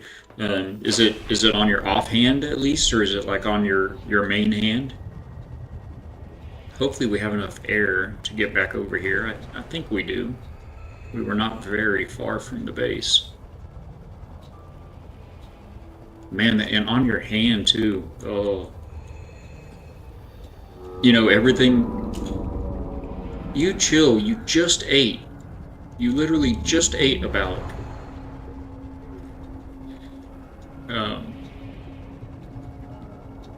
Man, I'm sorry to hear that. Welcome aboard, Captain. Okay. We do still need to hang out here though, because we're trying to take this biofuel brick to our little scanner station. Oh, it's right there. See, the signal's off because... Chill out, dude. I'm not even looking. I'm not looking. Okay, I need to look.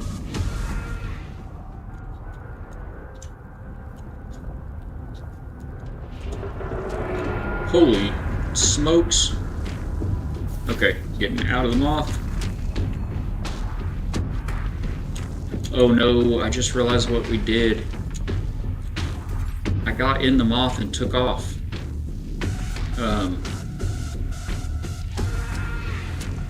I keep calling it the sea moth. That's from the other games. It's a tadpole, and I just got in the tadpole and took off, chat. Can we find where we were? Because I dropped all that stuff right at the tadpole, right where it was at. I really want to scan him so bad, but man, I just don't know how you could. I don't know how you can scan him. All right, let's get this place powered back up.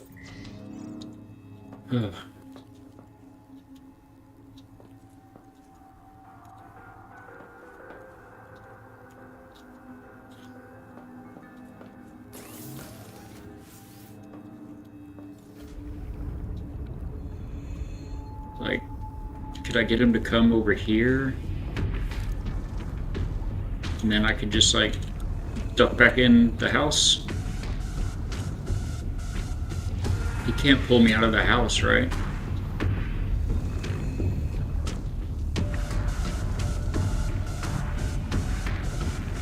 I mean, this would be a pretty ideal place to... Oh, actually, we should make a bio bed right here. Well, you're a lefty too? We're gonna rule the world one day. Us lefties. Honestly, I think we may already. There are a bunch of people that are left-handed. Can I help? I have to get so close to scan it. Like once he turns around, maybe? Okay, we need an insurance plan. We're gonna get a scan of this guy. But we need to build a bio bed first. And I'm sure I don't have the stuff for it. Nope. We're gonna put it right there. Titanium, a glass, and a copper wire. Can we make one of these? Fabricator? No. Okay. So we're just gonna pin the recipe right up here. 3 titanium, 1 glass, 1 copper wire. We're gonna go make those real quick and come back, make a bio bed, save our print right here. So we reprint right here. Make sure our pockets are empty, and oh, there's a fabricator. I already have one here. This is like the only scanner station that I have why do I have a fabricator here? Hey, look at that. Glass, copper wire. It was right behind me. 1 titanium. I think, you know, we got that. Let's go.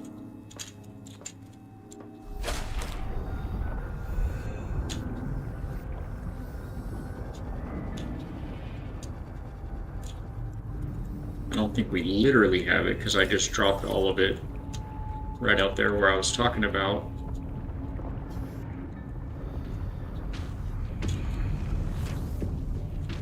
Wait, did that say I need to repair this? 90% is pretty okay. There's probably titanium like just around here. Stop it, music.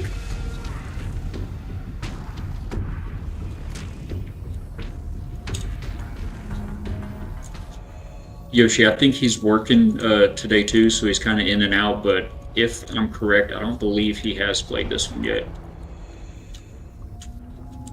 in the end, did the scan come through and does it save if you get knocked out? Oh, that's a good question. Because I was kind of scanning him.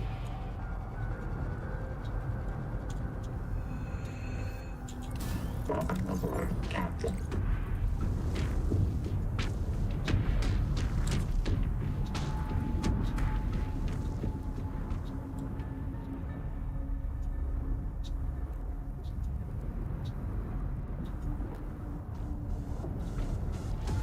Don't see it. It could have been right under where it started here.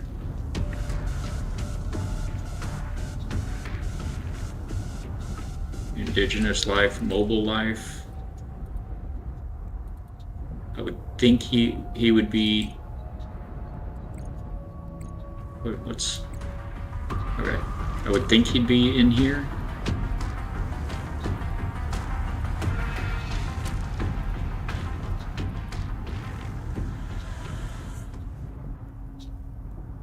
I don't think so, because generally speaking, okay, so the up arrow is expanded, so that's not expanded.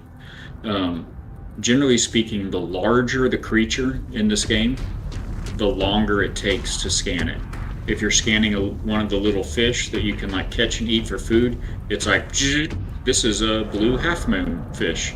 If you're scanning one of the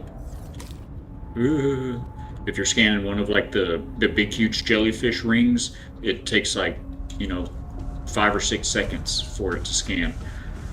So that's going to be the problem with him. Don't be jealous. Oh, thank goodness. I tried to drop it instead of use it. Alright, let's see if we can make our way back to where we were a minute ago. Maybe without him eating us again.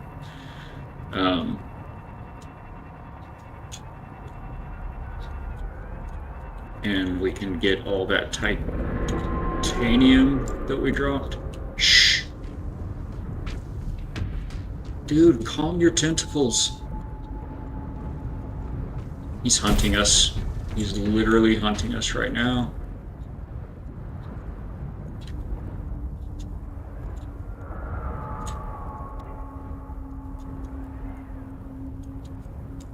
Just go home. But not too far, because I want to scan you. Yeah, if you want a scan of this guy, I'm pretty sure we're just going to have to prepare this a little bit and be prepared to die a lot. Alright, where did I drop all that stuff? You don't want to come up here. You don't even like it up here. What's the matter with you?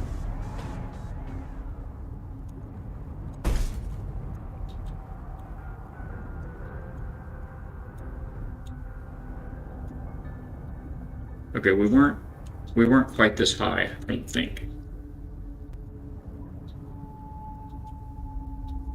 I'm not crying, I had a dog hair in my eye.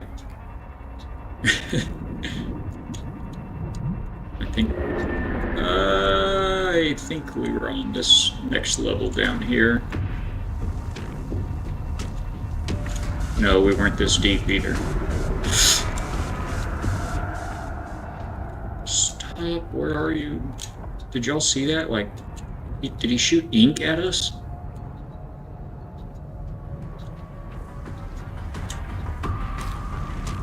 Bro, you need to, whoa. I'm trying to find where I dropped all my stuff.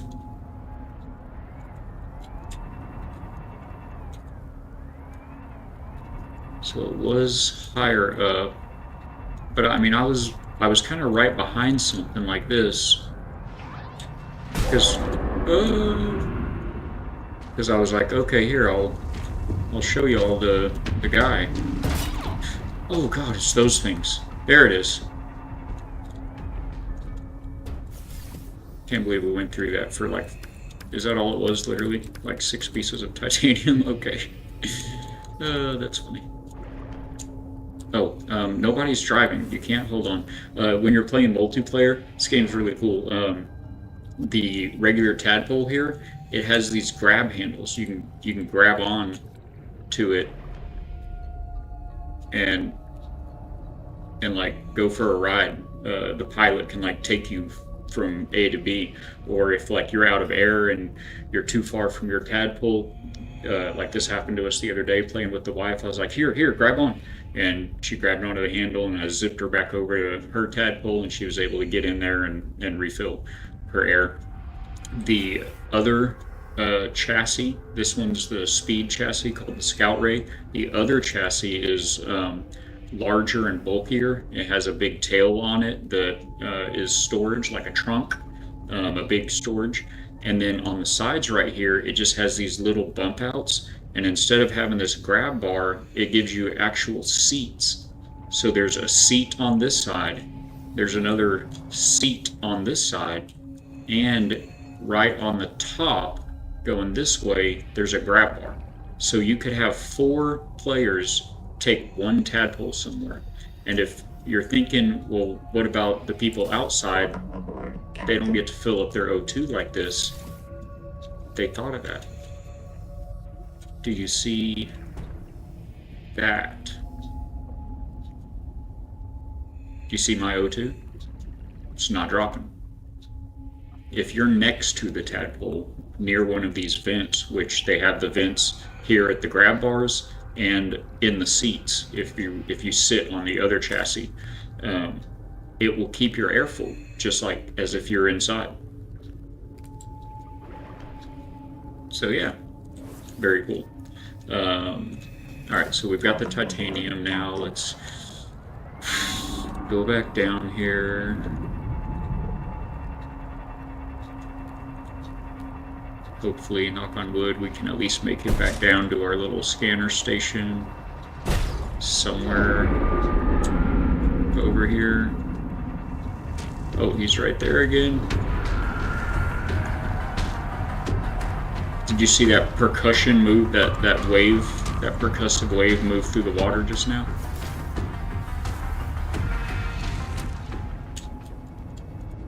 Oh, okay. Alright, so now we die, we come back here.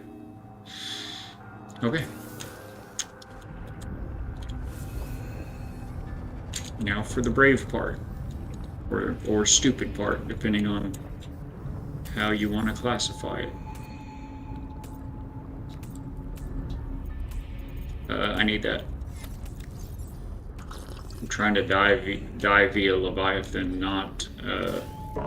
I feel like I should leave my tadpole down here, though. It just feels safer down here. Just tuck it right in on the corner there. The other way. Yeah, like that. Yeah, that'll be fine. Surely that'll be fine. Okay, I'm down here. Come.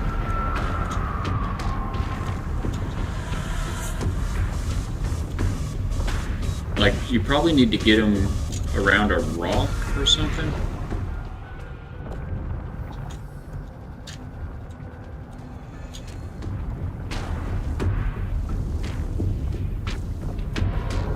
Like, maybe you can scan him where he can't get you. Because if you try to go to him like this, he just gets you, right? He's so fast.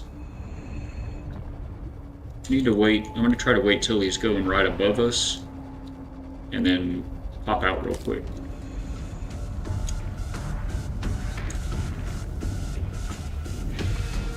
I wonder if this would like get his attention.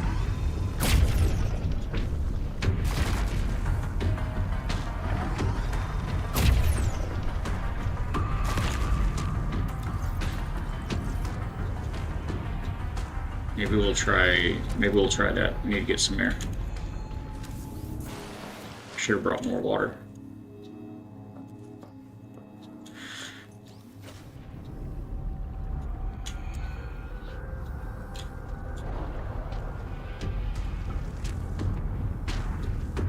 Okay. As soon as he passes over us, we'll shoot this thing at him.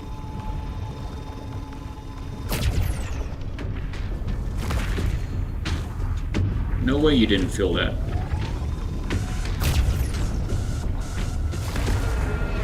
Oh, yeah, he felt that one.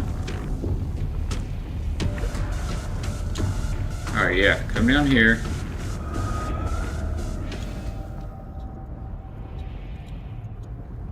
It's like once he loses sight of you. Oh, yeah, when you're underwater and you look up, that is actually what it looks like. It'll give you not a perfect circle like that. It's more modeled around the edges, but the light will reach the depth. Well, it doesn't reach all the depths, but once you get to the depth that you can see light again, you'll start seeing it in a sphere like that.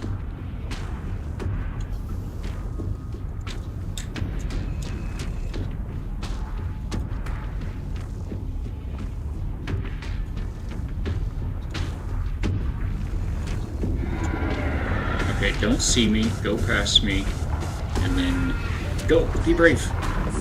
Be brave. Scan.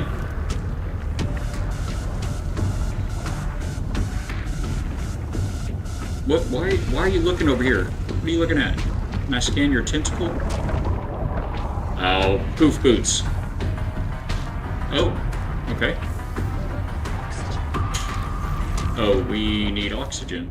150 meters. We're too deep for that, so we're just gonna.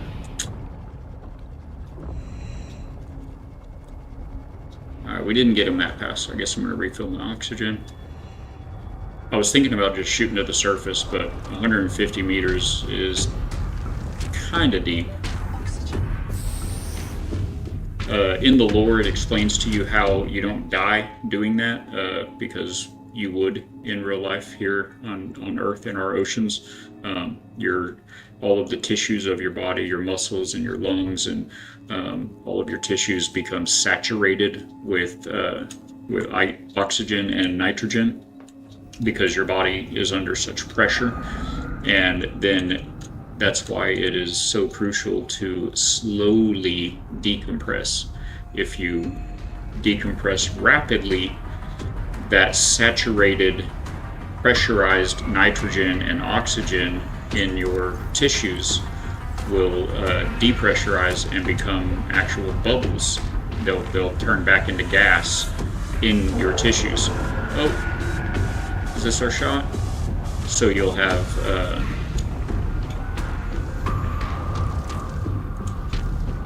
oxygen bubbles or nitrogen bubbles in your bloodstream, potentially, that can wind up in your brain or your heart and cause real problems. And also, that's decompression sickness. They call that the bends.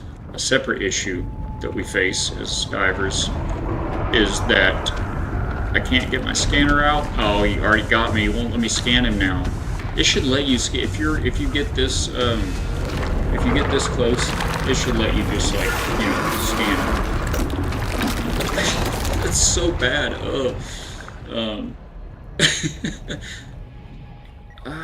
He's like so. He looks slow, but he's so fast when he's moving away from you. It's hard to catch up to him from behind, and if you don't, let's swap batteries here off of a few things. If you don't come at him from behind, then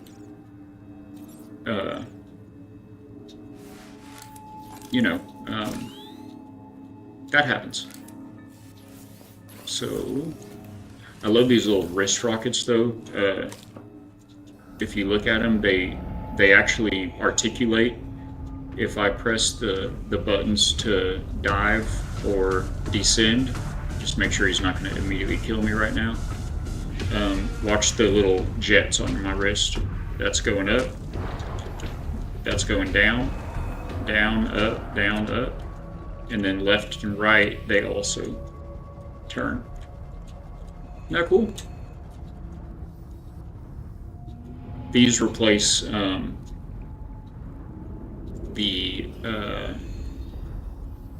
what's it called? The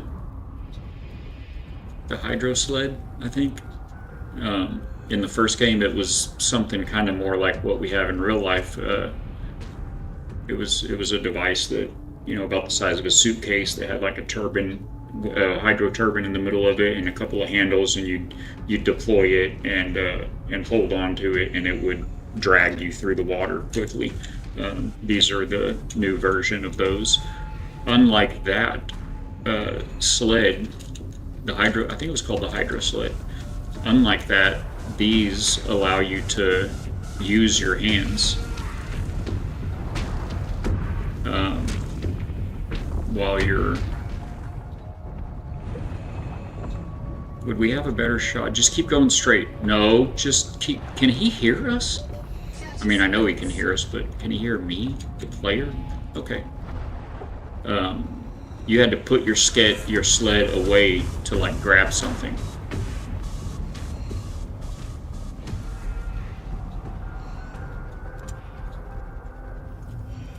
Well, this is really far from you now. Oxygen. Oh, right. Okay.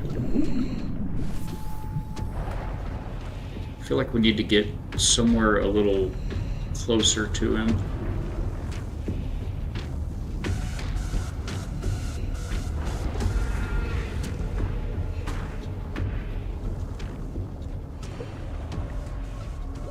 Oxygen. That 5-second cooldown could be just a little shorter.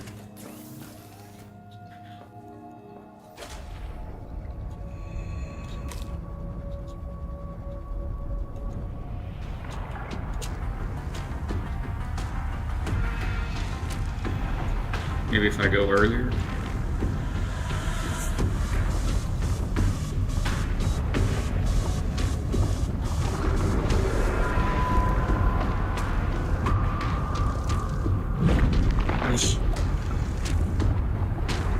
You have to be able to scan them. You could scan the. I wonder if the electrical. Should we try the? We should try something else, right? Something different than that. I wonder if the electrical discharge would stun him for just long enough to. I think that's worth trying.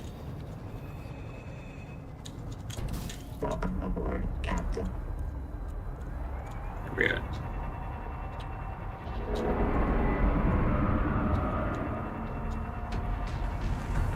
Or maybe if we sacrificed a tadpole, yeah, like a stun gun. There's these little fish in some of the deeper areas that they're like lamprey almost. They like suction cup latch onto your tadpole. They're attracted to electrical currents, and they suction cup themselves onto your ship here, and like feed off of the electricity. Once you get the upgraded scanner in this game, if you scan them, they unlock a biomod for you that allows you to discharge an 800 volt shock of current. Now it will replace our dash ability that we currently have, but I wonder. Because it says emit an 800 volt electric shock to deter medium and large predators. I mean, he's large, so it seems possible. Welcome aboard, Captain. My other question, and this one I'm a little more hesitant to science out. I still don't have I don't think I even put a habitat antenna, a beacon, on this little scanner station room down here. And now it's nighttime. We should probably do that. We'll call this one the Abyss. Although I know we're 225 meters down. That's hardly the Abyss, but I think this game is probably going to have a similar depth to it as the other games, which was between 500 and 600 meters was the deepest that it took you. Okay, I haven't found our little station yet, and he is onto us.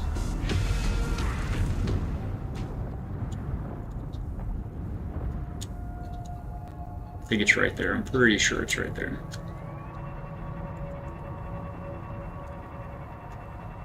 So let's see, we're at 245 meters here.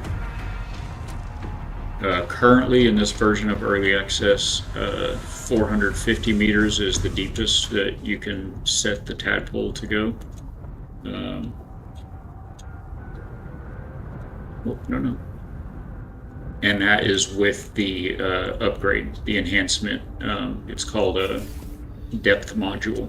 Before you get that depth module, when you first build the tadpole, 250 feet is the what are we doing? Oh, why didn't I get water and food while I was there? Oh yeah, we're gonna try to shock him. Okay. 250 feet is the meters. 250 meters is the bottom, the whole crush area depth. Okay, I guess nothing to it but to do it, right?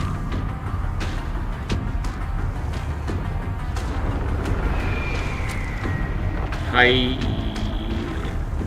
What? Where are you going? Why are you afraid? I'm pointing at his tentacle. Why won't it let me scan him? Oh no, oh no. Oh, when he lights up like that, it seems like it's bad news. Is he blinder at night? Ugh.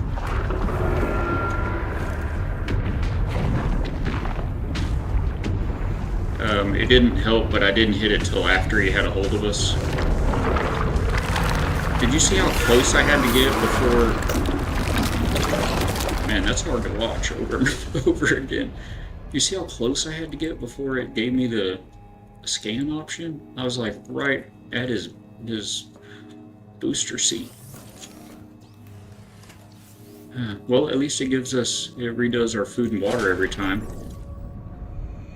It seemed like I could get, like, he can't see as far at night or something. Oops. I'm gonna keep doing that. I hit that button thinking, I'm so used to having that speed dash. It has a pretty large radius, though, on that electric shock. I wonder if I should hit it, like as soon as he starts to turn on me.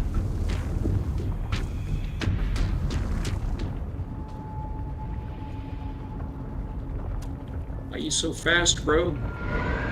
I don't want to hurt you. I just want to... Like now. Okay, he did not seem to... Well... That didn't make him go away, right? I think we just got far enough away from him. This might be able to be done. Oh, it's getting daytime now. Did that work?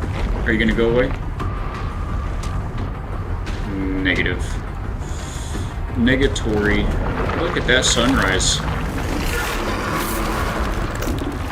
Okay.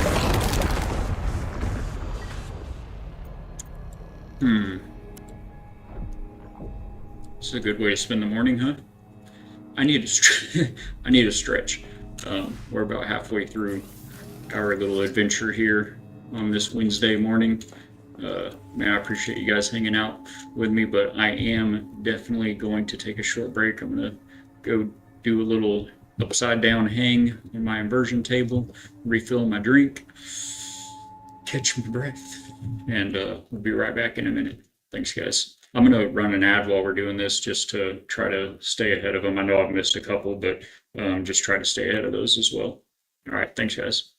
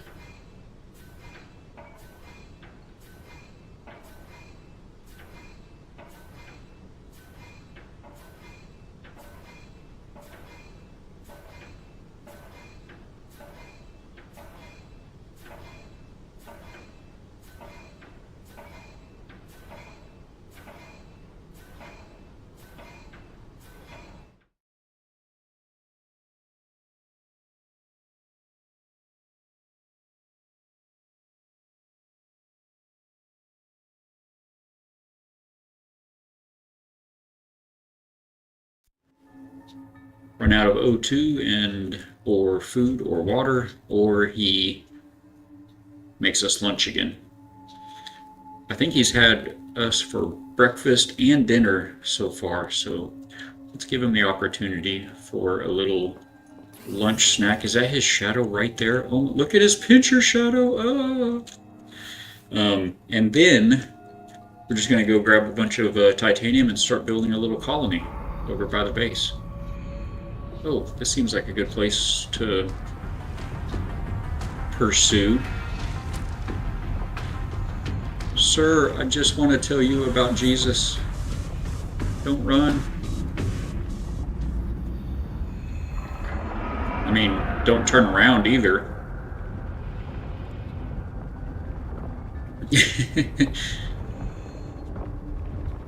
Oh, yeah, oh. Okay. Shocky. So far, so not good. Okay, so we're gonna do a little bit of building for the last hour and a half. Has everybody, how many teeth does he have? Have we counted his teeth yet? I feel like we could have, like, done a full dental scan by now on this thing. We just can't do an actual scan. Yeah, I don't know if we may get a better ability later on in the game. I don't know if there's anyone who has successfully scanned this guy yet. I'll show you the other one though on the way back home. The other big scary Leviathan in the game. I don't know what this one's called yet. I haven't heard any mention of it in the lore or anything, but you only find him if you go out of bounds. And he's also pretty gnarly.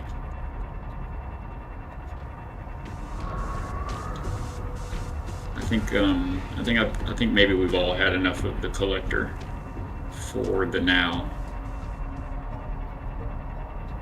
So right over here. Oh, did you get a good look at him, gamer? We've had lots of very good looks at him. Oh, okay. So here's the other one. And this is the message it gives you when you breach the edge of the map. It comes on you as this barrier here, right? And when you go through it,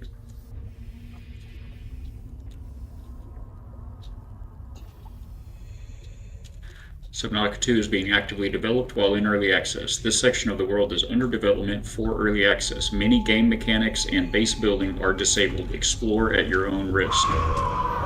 And he will show up very quickly. And I've tried scanning this guy as well without any luck.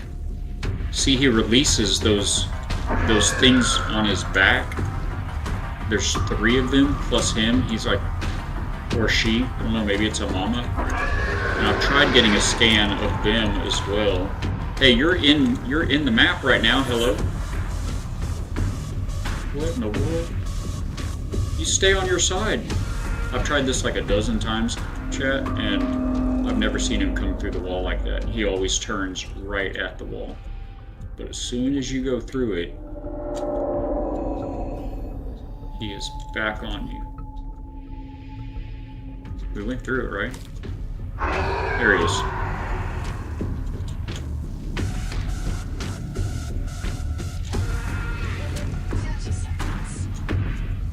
Scan. I don't even know if you can scan this one yet. He definitely can destroy you, though. I've died to him several times.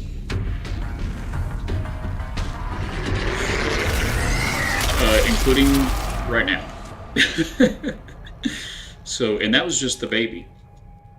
I tried to make it to it's called the World Tree. Just show you real quick. Maybe we can get up to the surface and back down before the collector eats us. Where is he at?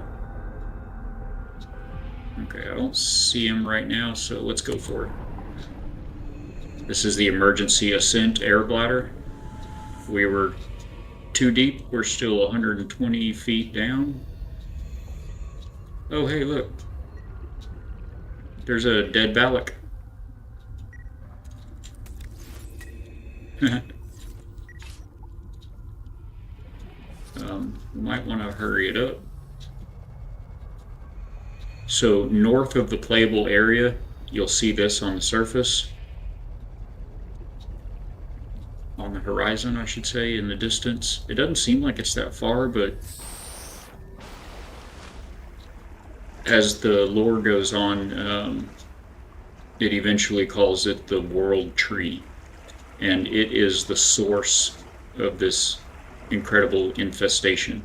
And it doesn't look like it's that far, but it is out of bounds. Is that him? No, okay. We're gonna try to go straight back down. This is weird, I can see... What is that? That's my... something. It's part of my, like my belt buckle or something. Anyway, I tried to go to it several times, and that guy annihilates you, tadpole and all. But somehow the tadpole, when it happened, it put the tadpole back at the border, back at the map boundary, with 0% health, so I was able to recover it. That's actually why I have 2 tadpoles, is because I built one to sacrifice, to see if I could get over there to the World Tree, and it like warps it back to where you crossed the border and just gives it 0 health. So let's see, where's that? We'll get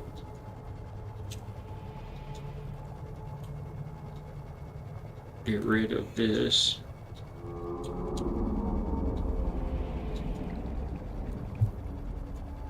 Sorry, I'm trying to do a phone thing at the same time here. Oh, oh.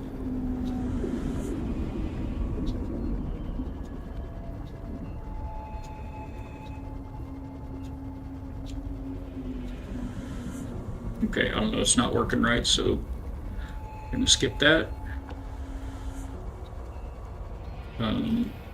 Get back down here to our tadpole. So yeah, that's what the other Leviathan looks like. Passing any titanium on the way? Right there. How's our air? We're good on O2. We can stop and hit that up.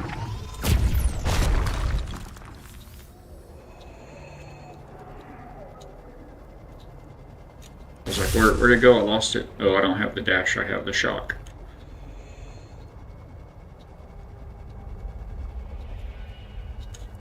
Okay. So that's what is in store for you if you get adventurous beyond the border of the map. Whoop, whoop. Yeah, I didn't even mean to. I just turned. Stuck my butt out past the line, I guess. Alright, titanium, titanium. We need all of the titanium.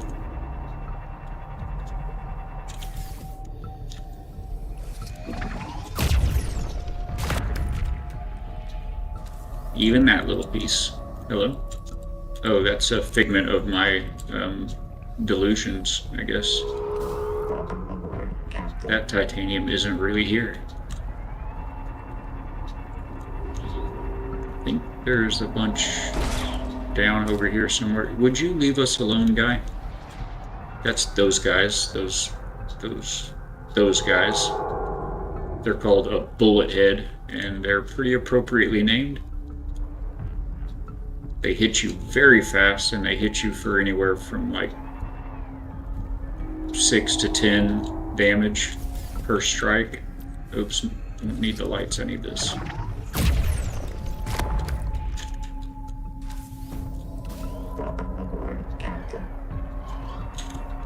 Yeah, I hear you, bud. I hear you over there. We do need a lot of quartz as well.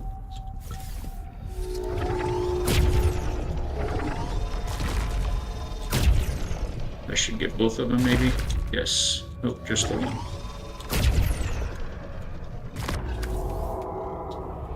Oh, I thought my tadpole was a thing at first. Welcome aboard, Like some kind of a fish coming to get me.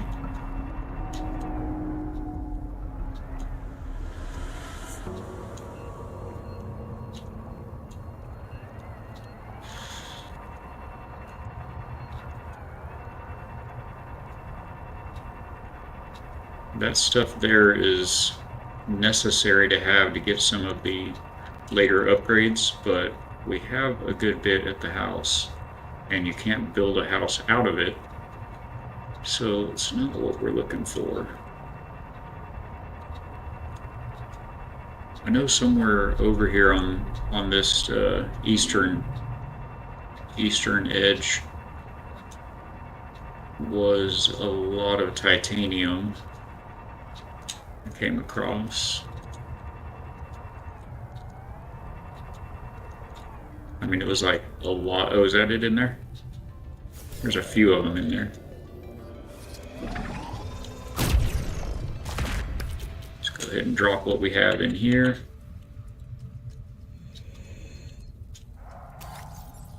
Oh, okay. Well, I guess that's all we get. And we'll just let the rest of that fall to the floor.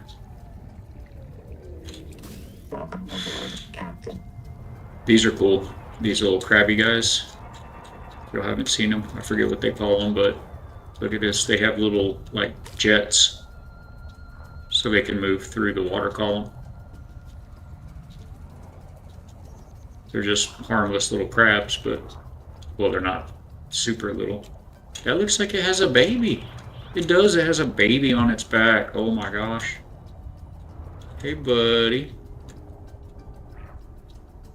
Look at his eyes. So funky. A Jetocarus with a baby on his little back. Cool. Okay. Back to base. Empty pockets. Build something. Rinse and repeat.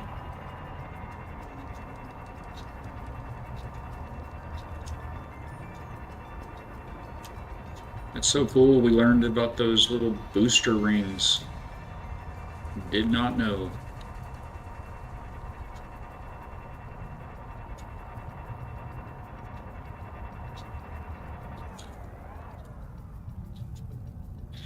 When we go back out again, we'll take the other tadpole. It can hold a lot more cargo.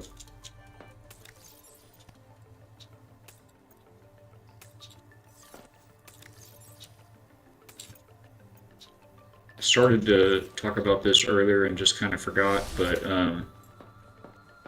one of the big differences between this game and the previous two is the storage.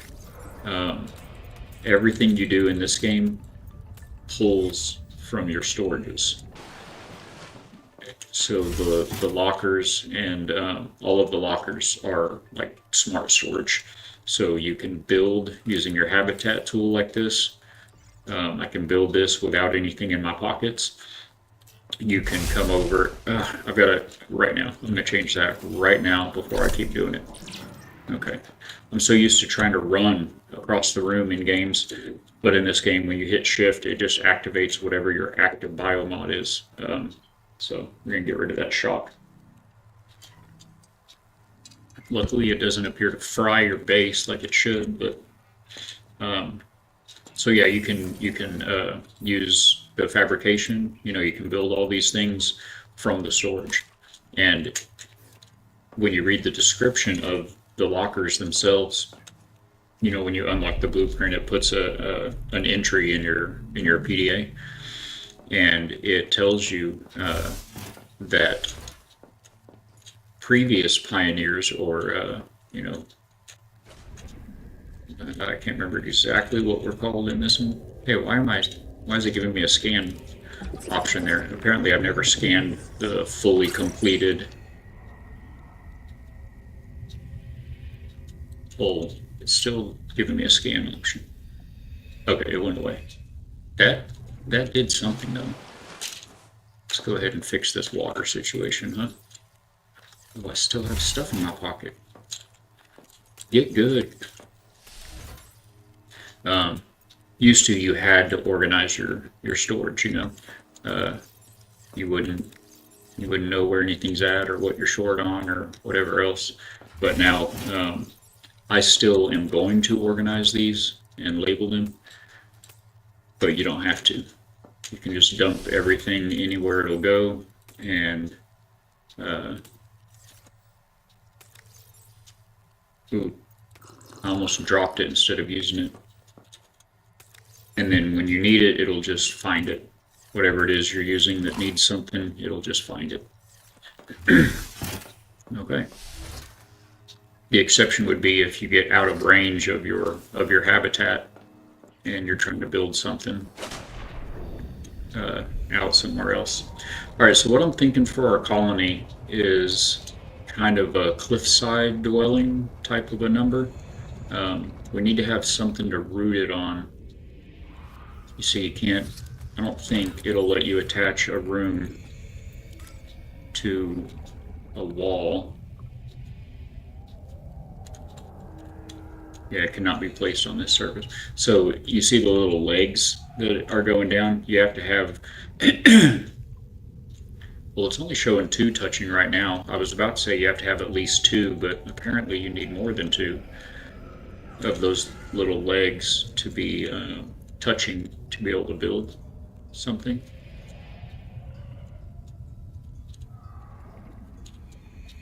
Okay, so this is where we'll start. That should give us a pretty far way up. Unfortunately, we're too far to use our storage.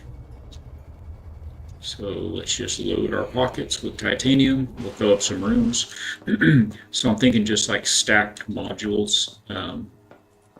They'll each have their own entrance, but we won't connect them internally. You can use these ladders to connect vertically stacked rooms internally, but if you don't, then they're just separate spaces, separate rooms. So I figure we could just kind of make a stack of them, give them a little bit of shape and some windows, but mostly just kind of stack them all on top of each other and start to build a colony.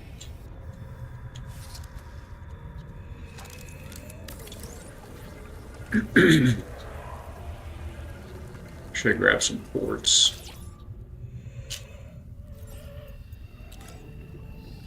So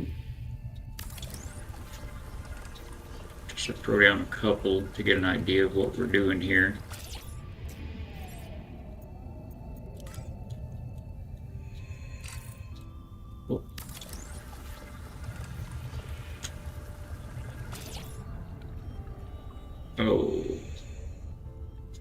Oh. Well, what if we build this one first then?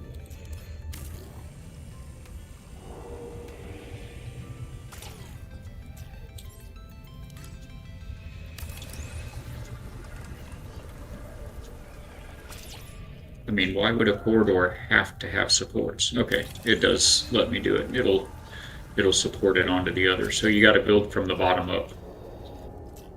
Just like IRL. Oh no, that one little rock is in the way of this one. What a bummer. Okay, so we start a little bit farther out then. 30 seconds. You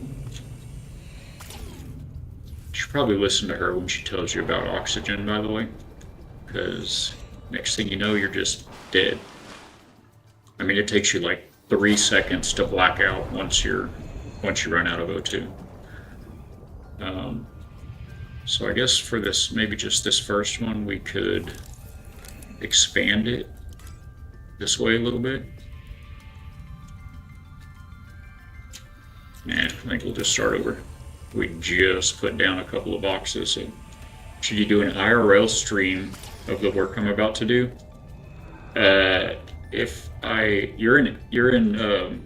You're in plumbing, aren't you? or is it HVAC? I think you're in plumbing. I think maybe not. I'm gonna say no. I'm gonna go out on a limb and say no. Oh, appliance repair. Okay, then yeah, that could be cool. Uh, you are like a dying breed, bro. How did you get into that? That's actually really cool. Um, like, do you work for one of the like you work for Maytag or Whirlpool or something like that, uh, or for a store that sells them? Or well, no, you work for yourself, right? Oh, about to do duct work. Ugh, gross. That sounds so itchy. I mean, unless you're building them. If you're building them, that I can get down on that. That's cool. But your own, yeah, that's what I was thinking. Yeah, like I guess you probably know this, obviously, since you started a company doing it. But uh, appliance repair just like doesn't even exist anymore, pretty much. Um, it's not like used to, where I mean, they make everything, they build everything to fail, and with shoddy components, and basically just build it. Wait, should we? You know what? Instead of putting it along this cliff going up, what if we like kind of filled in this gap right here? Then you could have windows on both sides. Um, but yeah, they build in obsolescence, to where things are designed to break basically nowadays, and you just, if something breaks, everything's so complicated, you can't find anybody to repair it. If your refrigerator stops working, you just like, they've built the entire system basically now to where you just have to go buy a new refrigerator. You can't like take it down to the appliance shop anymore and have Chuck fix it for you. um, so that is very cool, man. I didn't quite know that. Yeah, that's, and I mean, man, I've heard so many people uh, comment about that and talk about that and complain about that. It is absolute malarkey that they do that, but that is how it's done now. That is very cool. That ought to be, depending on your area and the size of the community and everything. That I would think that ought to be a pretty good bit, 30 seconds. pretty stable work. As long as I would think, I bet marketing is crucial for you, isn't it? Because again, like it's been this way for years now. It's I feel like most people just don't even think to try to contact or to look for any kind of repair. I feel like most people would just by default start shopping for a new one, and then of course a lot of people, you got to finance that new one.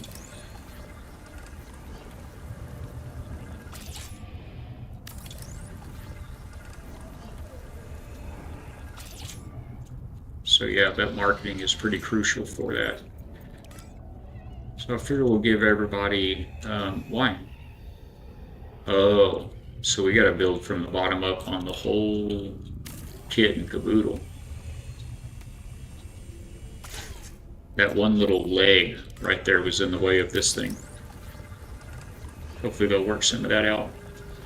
There's a pretty good market for it. Oh yeah, like I said, I bet it's great. You just have to, people just have to know you're there. Once you get, and I don't know, you may have been doing this long enough already that you are established, but I think once you get established in that area, then word of mouth is probably good enough to keep it going.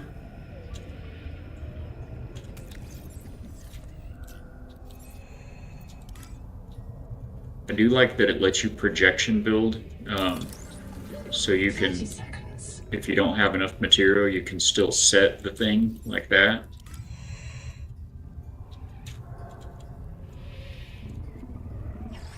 Oh, not on a projected piece though. You can still set it and then come back with the material and build it. Word of mouth is great, but I'm just about to hit my official 1 year mark on the first. Awesome, man. A lot of small businesses, they don't make it to a year. So you definitely ought to celebrate. If you're not already, you definitely ought to celebrate. Let's grab a little bit of quartz. I think it takes 1 quartz to build a hatch. Yep, 1 quartz.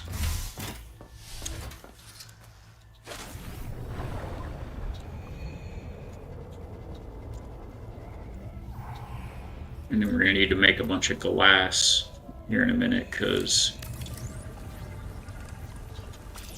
we're going to be putting in windows, and I think probably those half-round rooms is going to make it look pretty cool.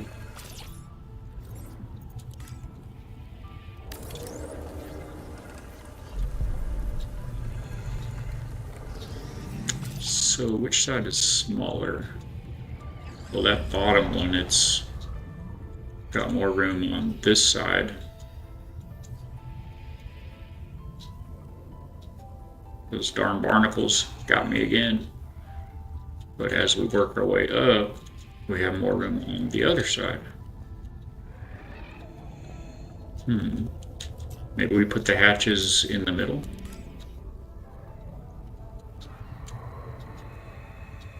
Hello? Is this corridor too short, apparently? Put a hatch on it? I think it might need a little more room for the hatch than we put on that corridor. Oh, but we can put another corridor. Yeah.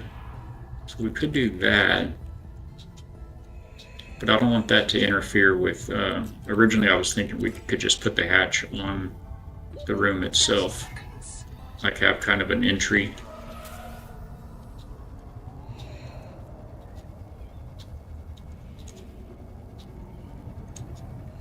Almost didn't make it. People just took my profile down, so I'm in the process of getting it back up. Oh, super annoying. Well, if it's any consolation, once you have it up and going and right the way it should be, in my experience, I want to say that it will be good and last forever. I say this because, I mean, I know you said that Google took yours down, so obviously this isn't the case, but my phone number I've had for like over 15 years, my same phone number. I got it when I first moved to this area, and before I came here, somebody else had this phone number. And that person owned their own business, Advanced Painting and Textures. I have never painted in a perfect, well, I mean, I had a job with when I was younger with like a general, contractor that did remodels and stuff, and that guy had me do some painting, but I've never been a painter. I've certainly never had a painting business. What was that? I still get calls for Advanced Painting and Textures. I get marketing for them. I get loan offers for them. I mean, you name it. And what have I done to make them stop? Everything you could possibly imagine is what I've done. I mean, everything. And when I say that I can't get rid of the listing, I thought the yellow pages didn't exist anymore. They do. They're just digital. And the yellow pages primarily pull their information from Google. And Google and the yellow pages both, what is that? Oh, that's those green guys. Google and the yellow pages both have me listed, have my phone number listed as Advanced Painting and Textures. To this day. 15 plus years of making calls, sending emails, telling everybody that, I mean, I don't even take the calls anymore, but for a long time I would take the calls, and everybody that ever called to offer me anything for the business or etc. in any way, shape, or form about the business, I always took the calls. I always informed people, this is not a business, this is a personal line. Whoever had this number before, I mean, I'd tell them the whole spiel, somebody had this number before me, and they had a, did I put the doors kind of wanted to put the doors on the smaller of the two rooms, but I want these. I'm going to move the doors. Yeah, so I can't, it won't stop. I can't make it stop.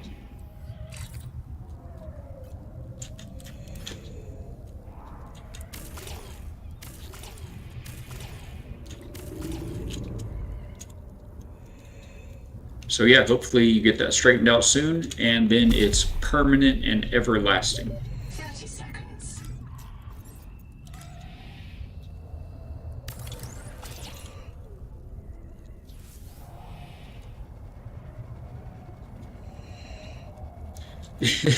It's so annoying, bro.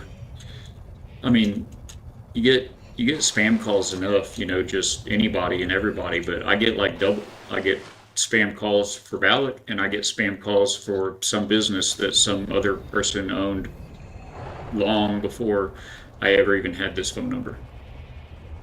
Whoa. Did y'all see that? Where'd they go?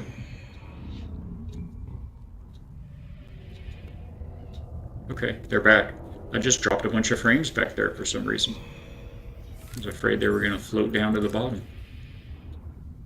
I just need it a little bit wider, I think. Yeah, just one notch wider. Yeah, like that. I think that's how wide I need it. Yes, okay. So we bump them all out, just like so.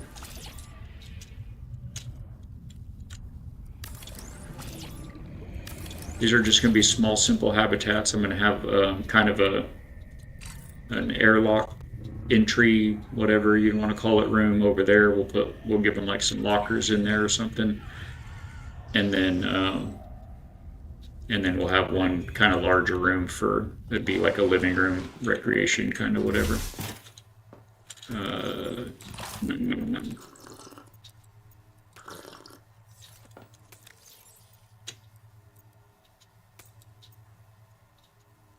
Let's go ahead and get the glass going. So we're gonna need like 20 glass so far. I know we don't have that much quartz. We just need to make sure we keep at least 4 quartz. So 30, and it takes 2, so we can make 15 glass. That'll do 3 of these.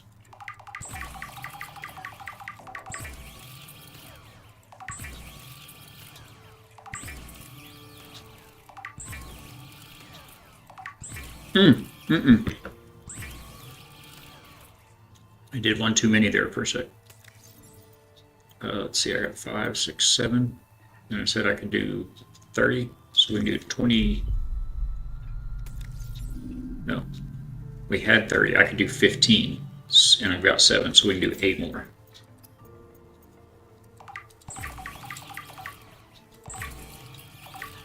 Okay.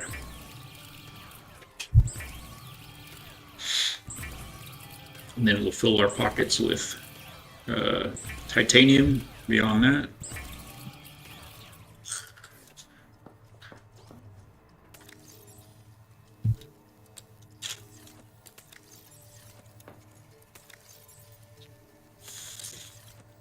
Oh, and the 4 quartz, right.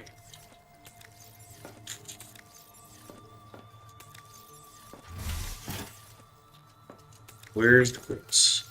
There they are.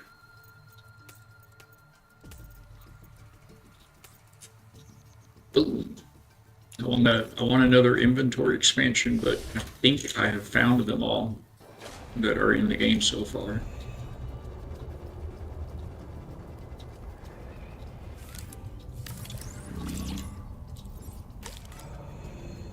Something over here growling that sounds like your stomach.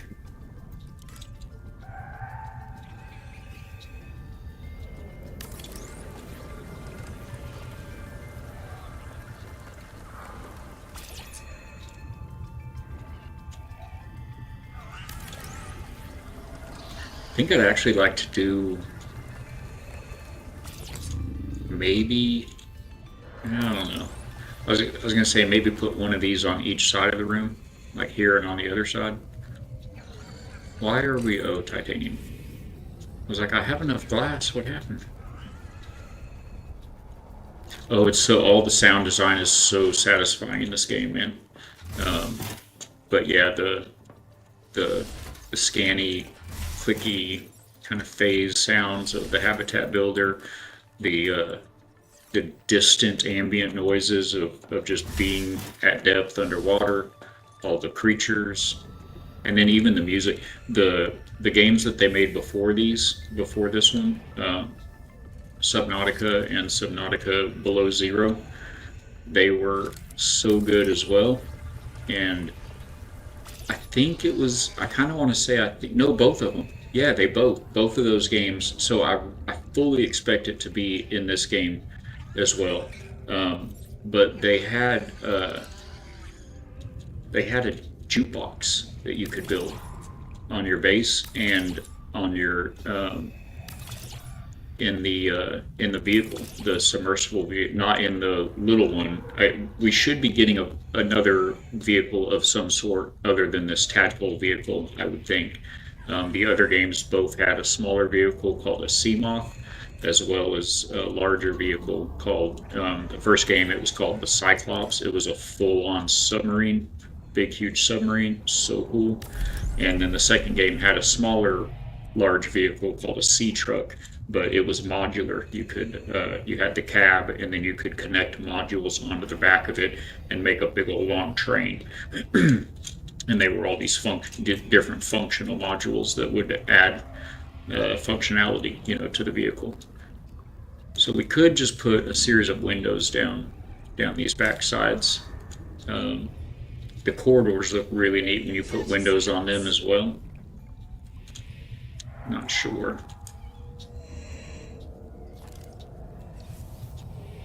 But we need more quartz to do much of any of that, as I believe we have already used all of the quartz that we had here.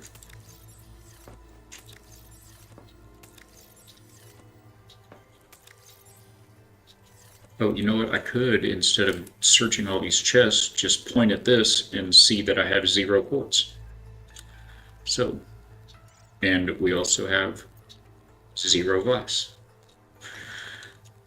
So yeah, that's about all we're doing without more quartz. Let's take the big chunky boy this time, so we can put our junk in the trunk.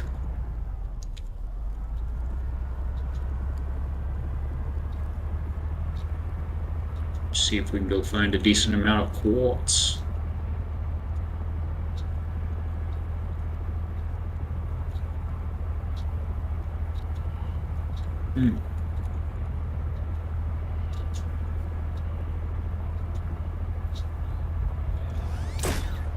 Of course, if we find big chunks of titanium, we probably need to grab those on the way, because it didn't look like we had a whole lot of titanium left either.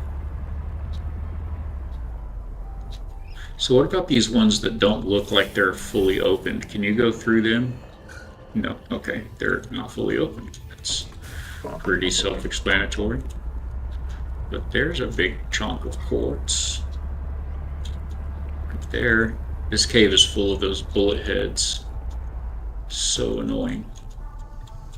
I don't think there's any way to deal with them other than just tank the damage and get out of there before they completely disable you. Is that lead?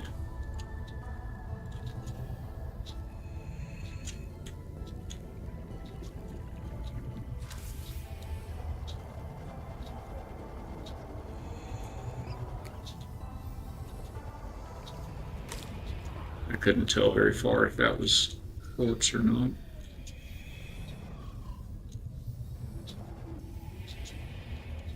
Some titanium up here.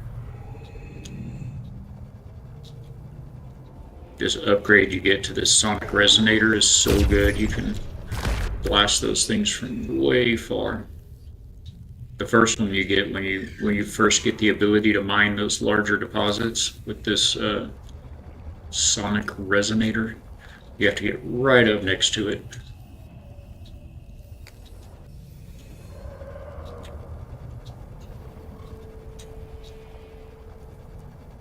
Show me the bolts.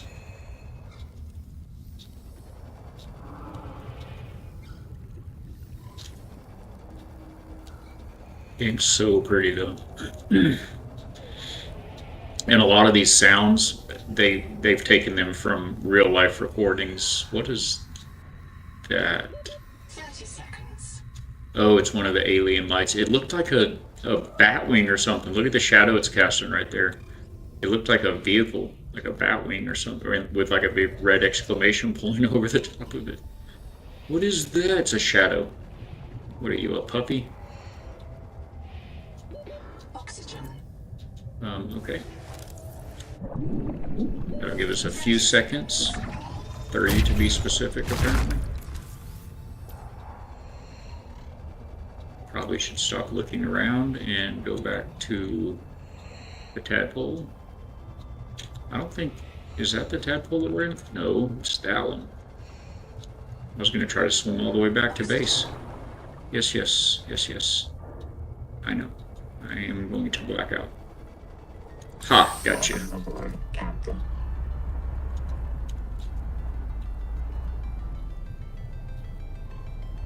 Anyway, the music was really good on these jukeboxes, as far as talking about sound goes. Oh wait, there was a little like passageway or cave I saw over here when I was swimming around a second ago that I don't think I've seen before. Where was it?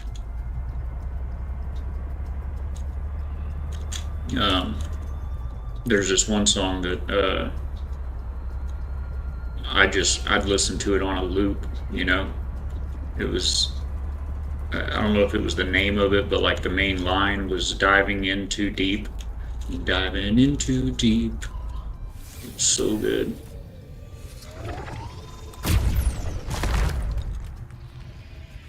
So I've seen comments on forums about it as well. That like, where's the jukebox? And it was cool. You had to like find the tracks, you know, like loot. You would, as you explored, you'd find and scan certain things, including. Oops, that's not what I meant to pull out. You would find and scan audio tracks to like add to your jukebox. It was very cool.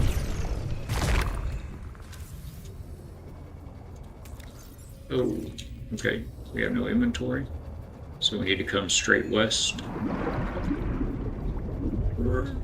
These are like jet streams that you can ride.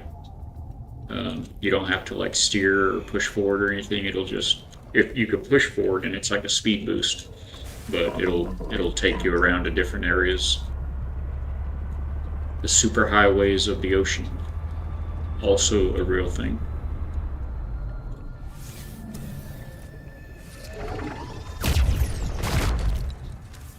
Oh, right, I knew that. That's how long my attention span is.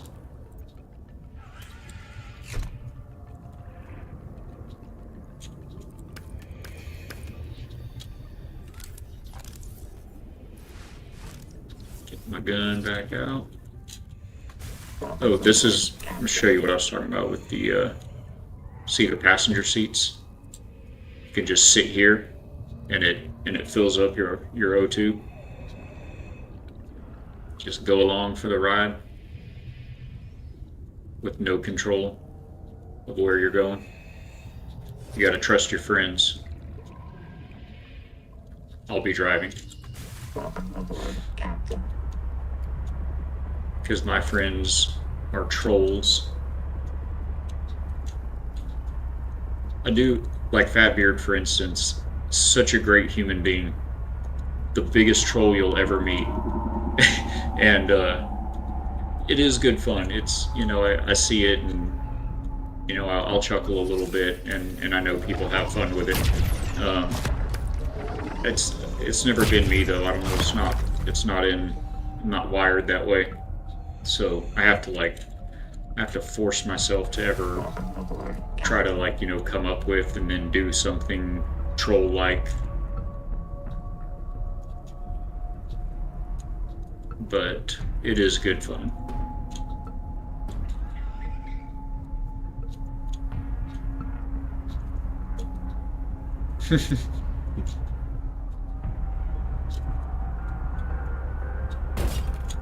Oh, it didn't sound great.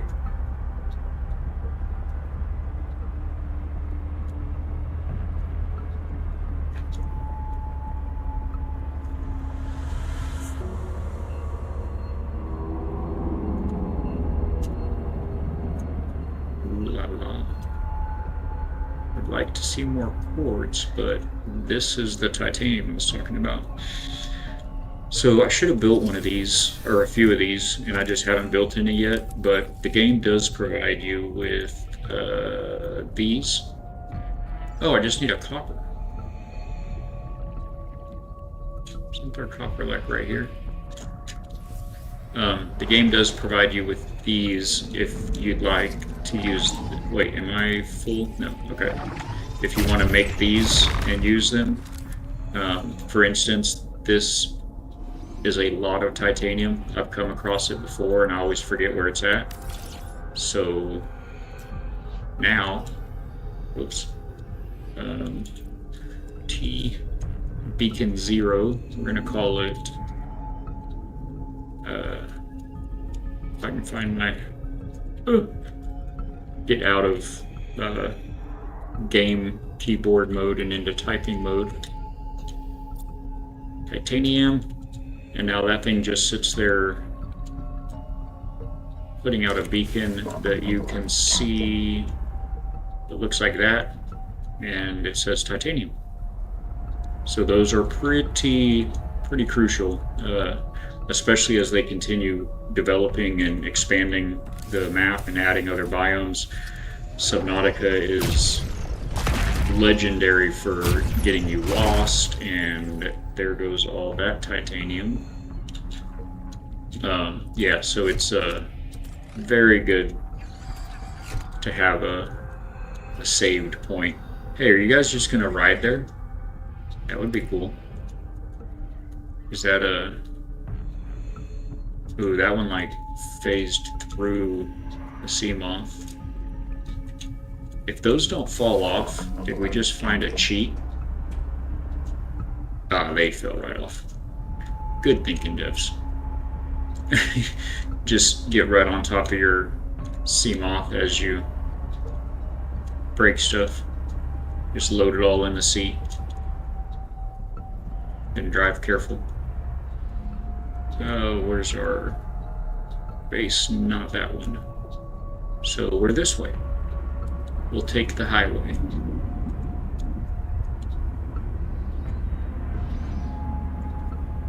Oh. It's kind of going the wrong way a little bit. Or at least the long way. Okay, we're definitely not needing to go that way. Pull out of that. Yeah, Fatbeard is. And he is funny. It is good fun.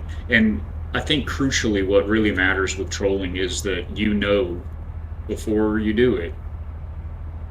Because, I mean, with the wrong person, it's not funny, you know? So you know that person or those people that you're playing with or that you're messing with are okay with it, that they get it and they get where you're coming from with it, and that it's just good fun and all that jazz. I think that's pretty crucial to the whole trolling bit. But yeah, when done for fun, from the heart, you know, from the right place, it's good stuff to be a part of. Okay. We're gonna have to give all these folks power at some point, but I don't think we can go up anymore.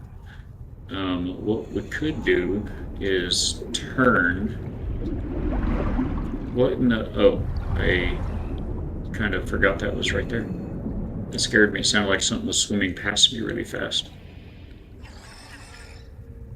What we could do, I think, is turn off of one of those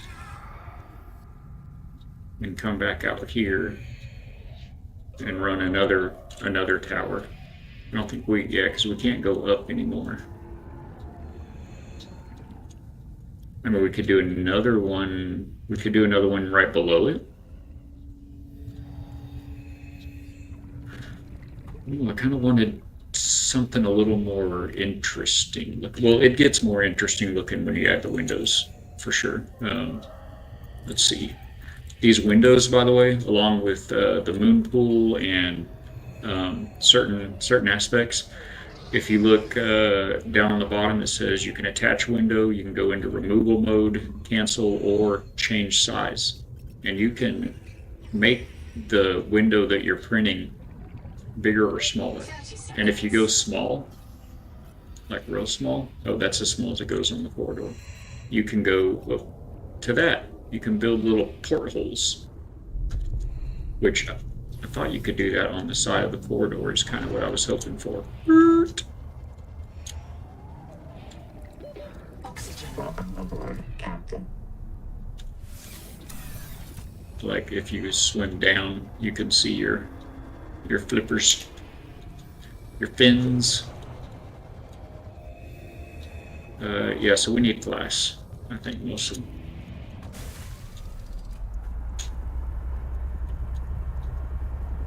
Did we ever? Nope. I never put an antenna on that scanner station in the abyss. That bothers my brain.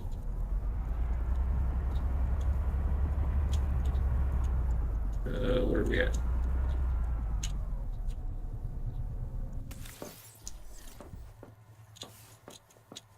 There any more ports back here? Or just all whoops. Yeah, we're not diving in, bro. Put your hands down. If you jump towards the moon pool, it does this diving animation, but if you land on one of your sea moths, it just stays in the diving animation.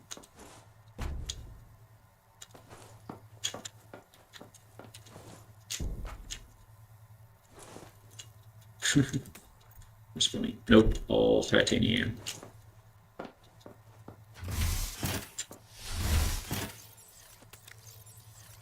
Nope. Can't consume the items from the storage. You have to get it out of storage and then open your inventory to consume it. We should probably drop these pockets first. There were some of these that were empty, right? There we go. Open storage empty.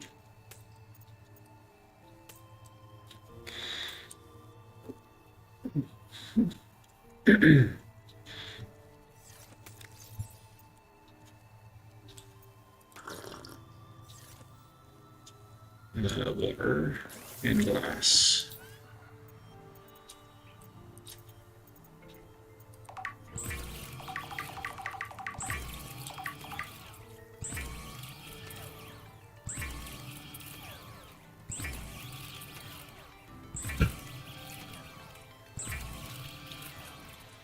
Is it your phone doesn't support it, or Purple says I don't think I can go live from my phone? Um, I know I can because I have accidentally clicked on it before for just a second, and it was like, whoa, nope, nope, that's not what I'm trying to do. But I mean, do you know? So you know where to do it? Wait, I thought you did the other day, like last week. I thought you went from a Windrose to. I thought you went and cooked with your phone, or were you just thinking about it that day?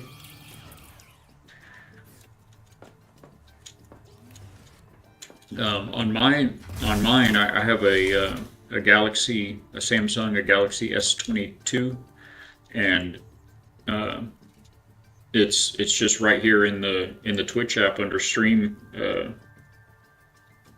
What's it called? If where you get Stream Manager from?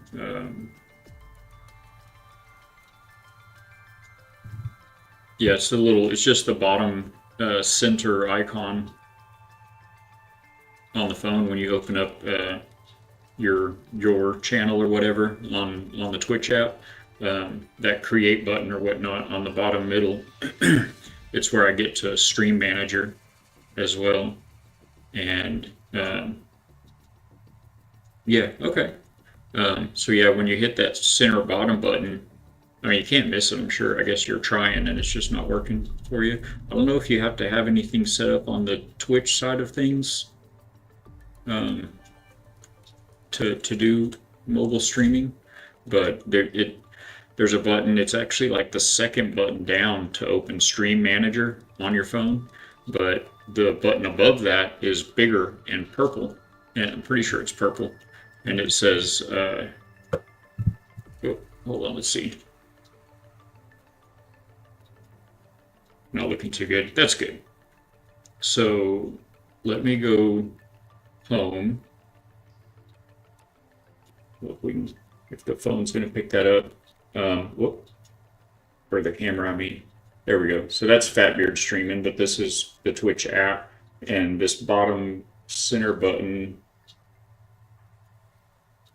pulls up this menu, and the second one down here says Stream Manager, and you click that to open your Stream Manager. But that button above it is a big purple button, and it says Stream from this device. And I've clicked it before, and it I think there's one step that you have to click before it actually goes live. But yeah, that's where you access it from. Did I keep any? I didn't keep any. Grab a couple of those, and eat one, and drink some more. Now we can make some glass.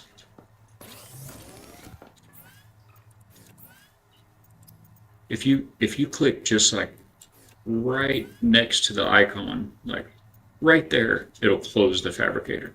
So make sure that's highlighted. Sweet. Yeah, it should.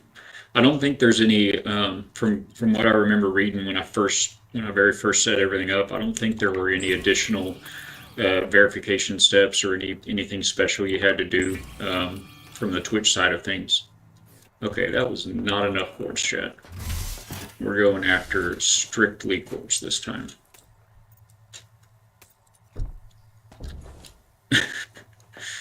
Diving in. Gonna empty the trunk. I'm gonna not jump this time so I don't look ridiculous.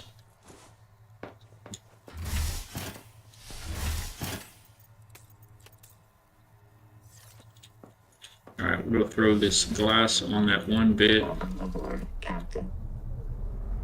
And I think I know where some quartz is. This looked pretty cool when we add some lights. I think they also take quartz, of course. And here I thought titanium was going to be the big... Did I not bring all that?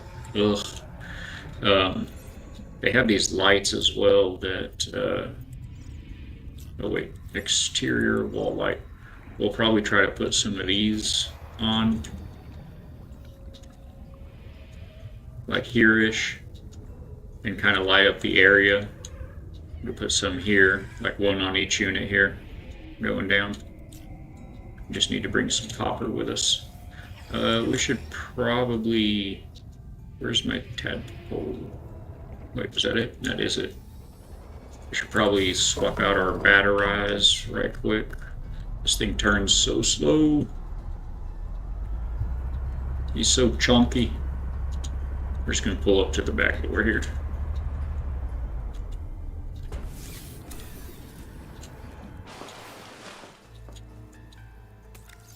And looks like I have 1, 2, 3 that are getting low. So R to swap those out. Sometimes you have to do it twice. Oops, that's the right one. And then we put those into the charger. All right. Welcome aboard, Captain. Hey, Mims, if you're still handy there, I saw you use the chat commands command earlier. Did it work? I didn't see it, pop anything up after that.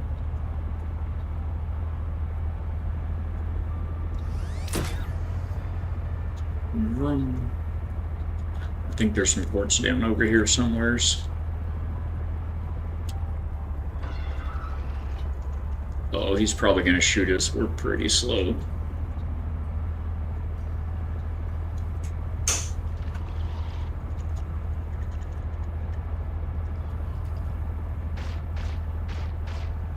Okay, good. Still fast enough to dodge those. As long as you keep moving.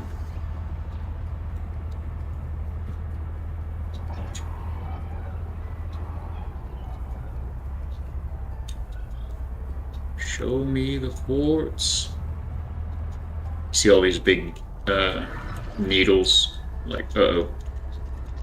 Uh-oh. Was that a sitar ray?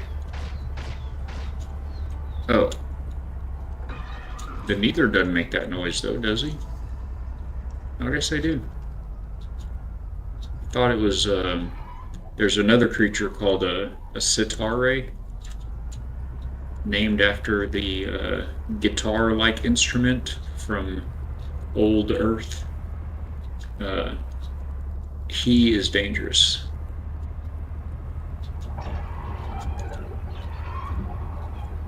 He has an electrical attack. Hey, there's some quartz. He has an electrical attack that is bad news. I just now remembered I have metal farms. I could be growing this quartz while we're out here looking for more. Awesome. Glad to hear it, dude. I'll check out that VOD actually later on when I have a little bit of couch time, if you're able to get it go, or I mean if you have that enabled. Do you have VODs enabled on your channel? Have at it, my friend. Fix all of the knobs and the circuits and the connections. Get that thing cranking. The best of luck to you. And if you have VODs enabled, I will give it a view later.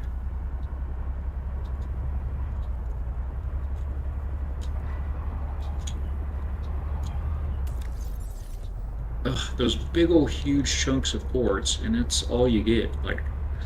Like 3 from... Thank you, my friend. You do the same. I sure appreciate you hanging out as much as you have. I know you're also working and doing all of the things, so it's always a blessing. God bless you, man.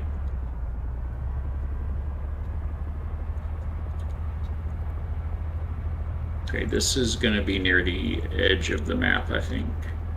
Oh, yep. Where was it? Okay, that bothers me that it disappears when I look at it. It seems to be all around us. Is it above us? Okay, well, if I'm not going through it, then I'm not going through it, right? Okay, there it is. Quite clearly. Sounds good, Ms. Mims. We appreciate you, everybody lurking. You know they really help the channel. Okay, just kidding. We're not trying to talk to Big Scary over there. We already saw you today.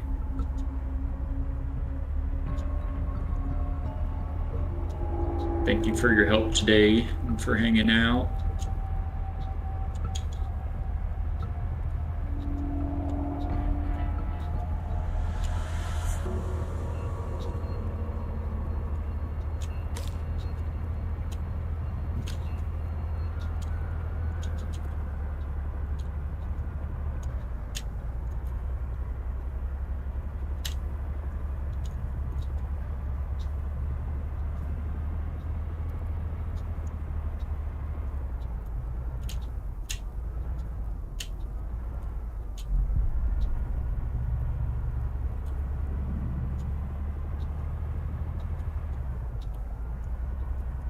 Titanium and copper and this stuff here. I can't remember what it's called, like cis something. What's it called? Celestine. But We don't need that. Aboard, Captain. We need quartz. Like that.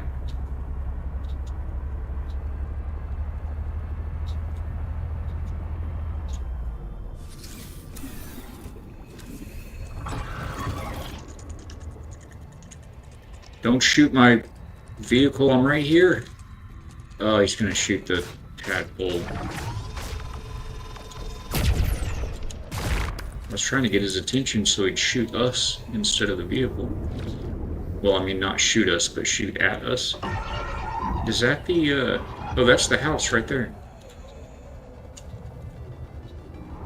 We went all the way back around it, so that means right over there is the collector. Welcome aboard, Captain. Yeah, look at that, we're at 90% now.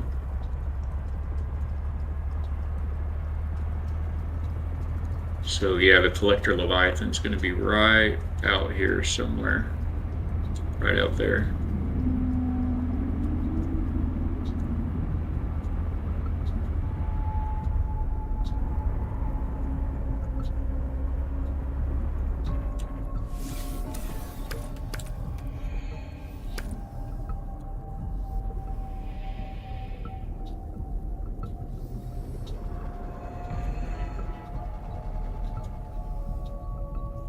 Know if there's gonna be any more quartz over there. Wait, what was that? Nothing. Okay. We're gonna swing back around and go down deeper over there by the Axum, by that Axum reactor, and all that.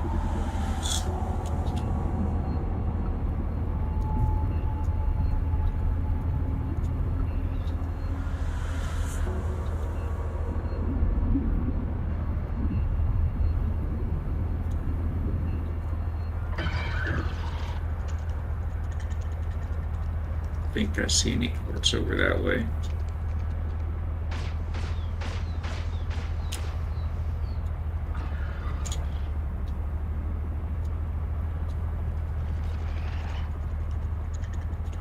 We could go back to the shallows to try to find more. Oh, is that quartz? And have we found this before?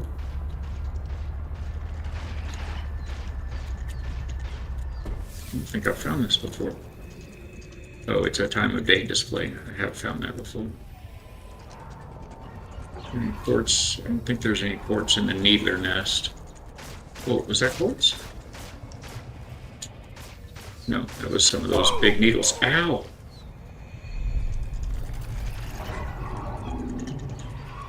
Welcome aboard, Captain. Down to 85 health on this thing. These jerk fish. That's quartz for sure.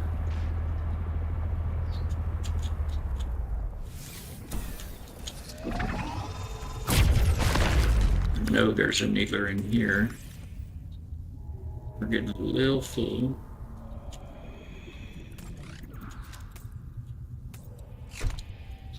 You can long click left mouse Captain. to transfer all of a certain, whatever you're pointing at. Okay, these bullet heads are going to be bullet heads.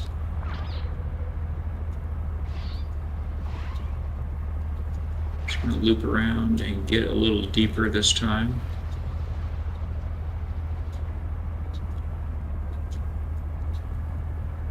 It does go deeper than you can go, even with the depth module. This is a Mark 1 depth module that you get at this point in early access. The other games have up to a Mark 4 depth module. So I do anticipate getting quite a bit deeper as they continue to develop.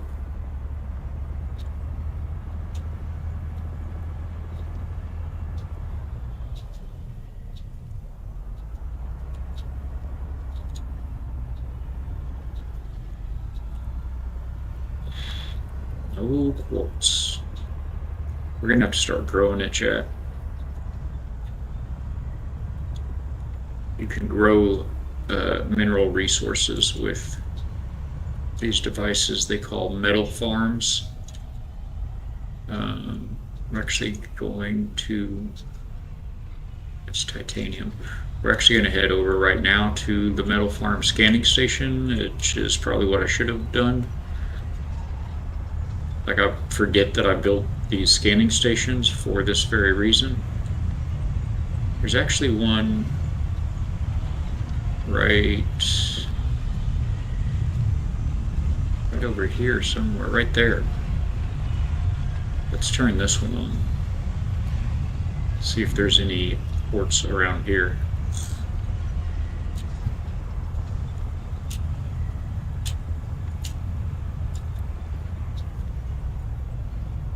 Oh, power offline.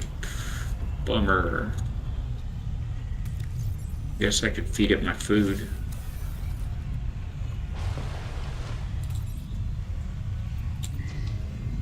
I don't know how long that'll last, but ports.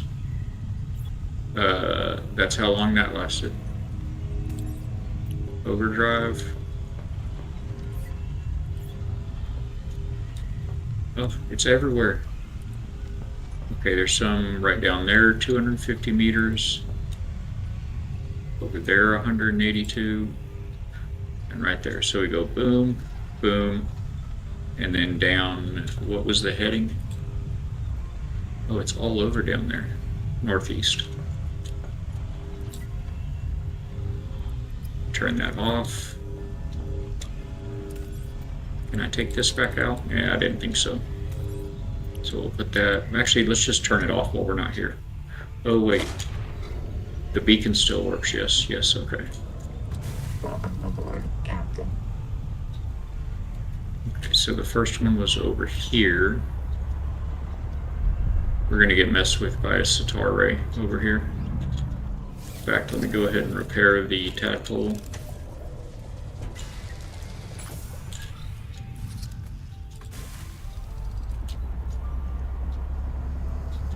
So it was like 140 meters this way. That's not very far.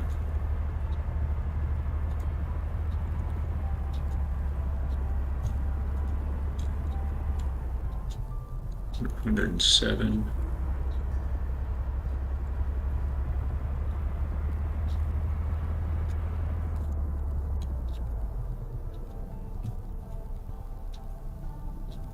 $150 already.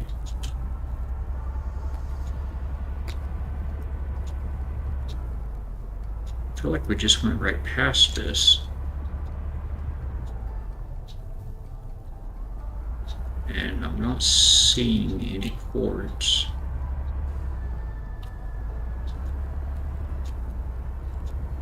That's Celestine, right? Or titanium. It's titanium. Yeah. Yeah, this one, this quartz, wherever it's at, is kind of hidden over here. That's where we came out a minute ago.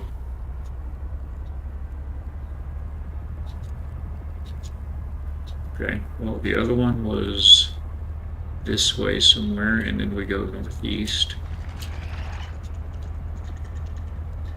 There are a couple of these sitar rays around here, and they're not good news. I'm going to avoid them if possible. There's one right there.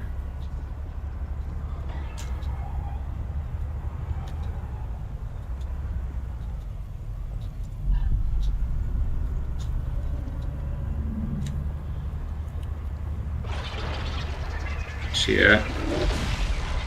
It's not good for your tadpole, and even worse for you. Oh, he's coming to get us.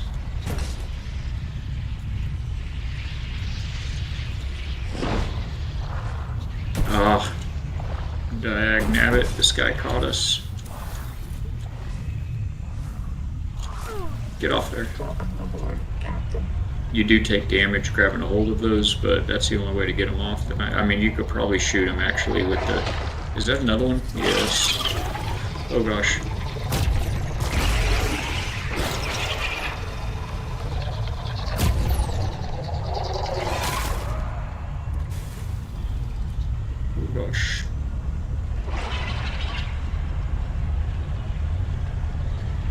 Hey, that looks like quartz to me.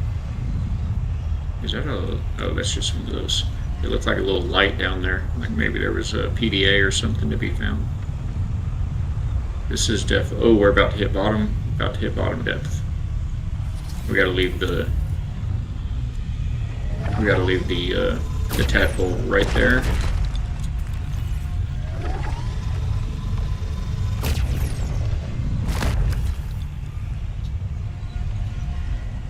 Is there any more over here?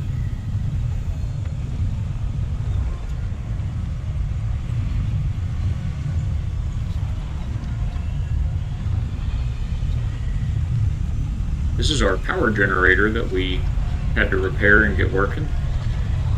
It's an alien power generator that powers the big observatory that you find as soon as you get to this second biome. It was a bit of a chore. Welcome aboard, Captain. I kind of feel like that might have been it. So let's go to the metal farm. I don't remember. I kind of want to say there's not any over there, but oh, hey, look at that. But we should be able to hit the scanner and find out. Oh, you know what?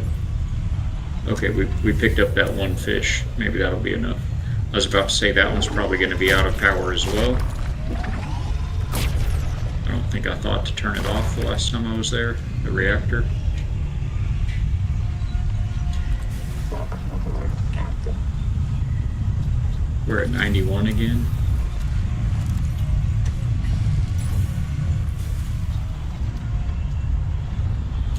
Okay, there's more quartz.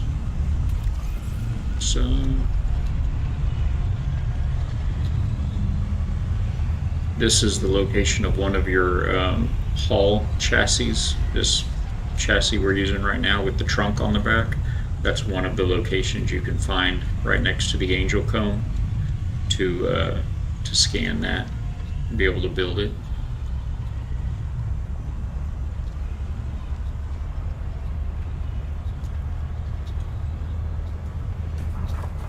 Oh, crush depth. Water.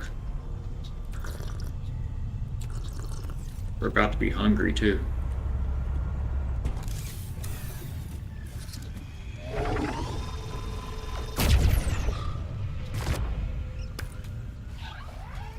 No! Oh! Ow! Where's my ship?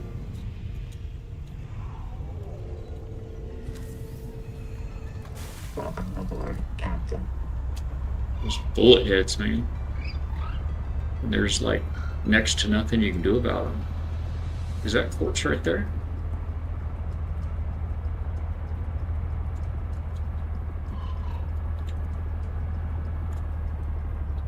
It is. We're right at our bottom depth, our maximum bottom depth here. That's the alien metal farms out there.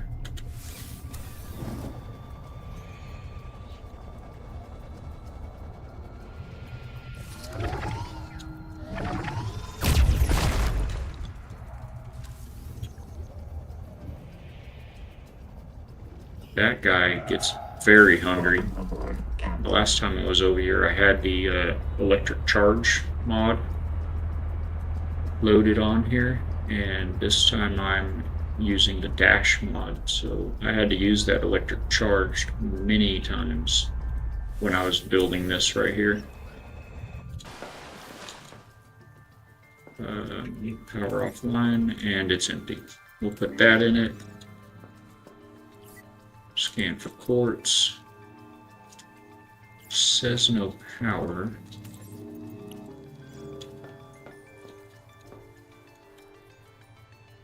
Okay, 276 that way, and 196, and 289. So right over there. 240, heading of 240. Let's see. Let me get here. So that's 255 and 240 and 210. And they're all 200 at 255, and then these are almost 300.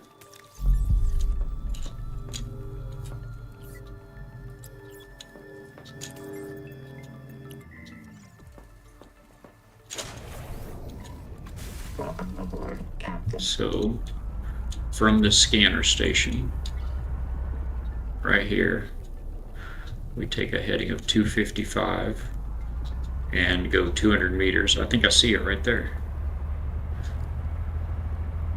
And then there were two more. Did it just disappear?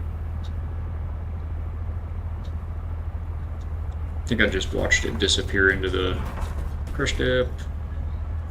See, there's the other two, and one just disappeared. There's one more there. Okay.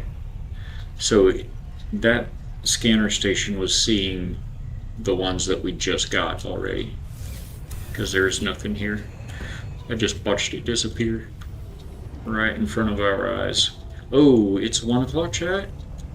It's 1 o'clock. Welcome aboard, Captain. Alright, I'm going to take it back to the Bravo outpost. Right up there. And then... guy, I guess now's the time to science this out. Can I blow them off with the... Oh, did he not land? Thought he got a hold of us, but I guess he didn't. Welcome aboard, Captain. I gotta go. We gotta go. Lunch is a-coming. So blessed to get to have lunch with the wife every day, Monday through Friday at, I mean, we're just together on the weekends, but during the work week, she's able to come home for lunch, and that's 1:15.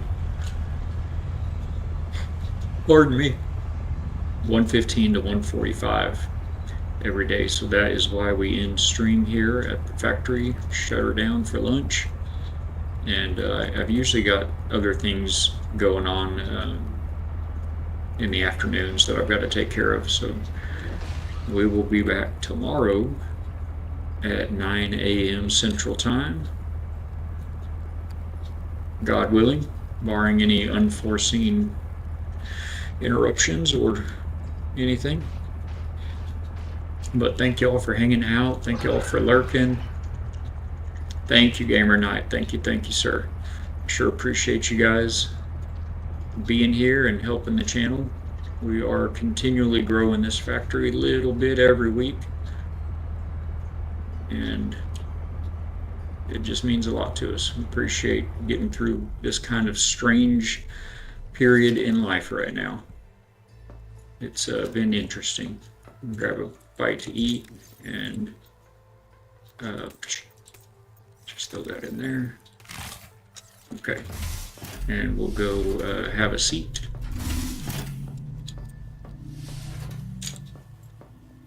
And see if we can't find somebody else doing Subnautica 2 here on keep the drops running. Thank you, Mims. I sure appreciate it. Yeah, you guys, like she said, definitely check out any appointments that I might have come up throughout the week. I'll put those in an announcement on our Discord, the factory Discord. We also have the Forge Bible bot, not only here on the channel, but in the Discord as well. So you can check out the verse of the day every day if you just need a little bit of hope, a little bit of healing. We have a prayer wall, so be sure to get on there and let us know anything that you or anyone that you know or hear about may be going through or may need some prayer about, and we will keep them in our prayers as well.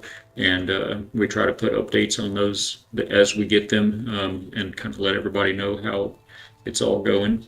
All right, so I'm going to, if I can figure out this stream deck here, I'm going to pop over, change my scene out, but hang with me for just a moment. We're going to check out who I might be able to raid out to. Hopefully somebody that we're following is playing Subnautica 2 today. Try to find a family-friendly stream for us.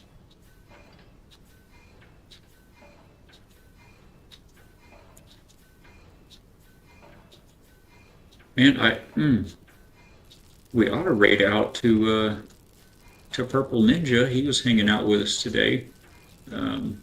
Fatbeard's playing Arc Raiders. We got some people playing Windrose. We almost played Windrose today. You know what? There are so many people that I'm not familiar with playing Subnautica. Let's just raid out to Purple Ninja and see how to fix a stove, it looks like. I'll say hi to him for a minute. He's a really great cat to know if you guys don't know him. Good to have him as part of your support system, your support circle. So we'll jump over there and be sure to throw in, if I can get it pulled up here, be sure to throw in our raid message. If you do exclamation point raid 2, we'll give you a little raid message from the factory. And if you are subbed, you can use that raid message right there and just copy and paste that into his chat and show him some love. We appreciate you guys being here and everything you do for us. This should come up. Since I closed it, I'll reopen it. Yeah, it's so cool. I didn't know appliance repairman still existed. So that is very cool. And it's his first IRL stream, so we'll pop in and do a thing. I do have a few minutes before it says I'm already rating him, but oh, here it is. All right, we'll see you guys hopefully tomorrow. If not, have a blessed night. Have a great day tomorrow. We're almost there, halfway to the weekend, and we will catch you on the flip side. God bless everybody.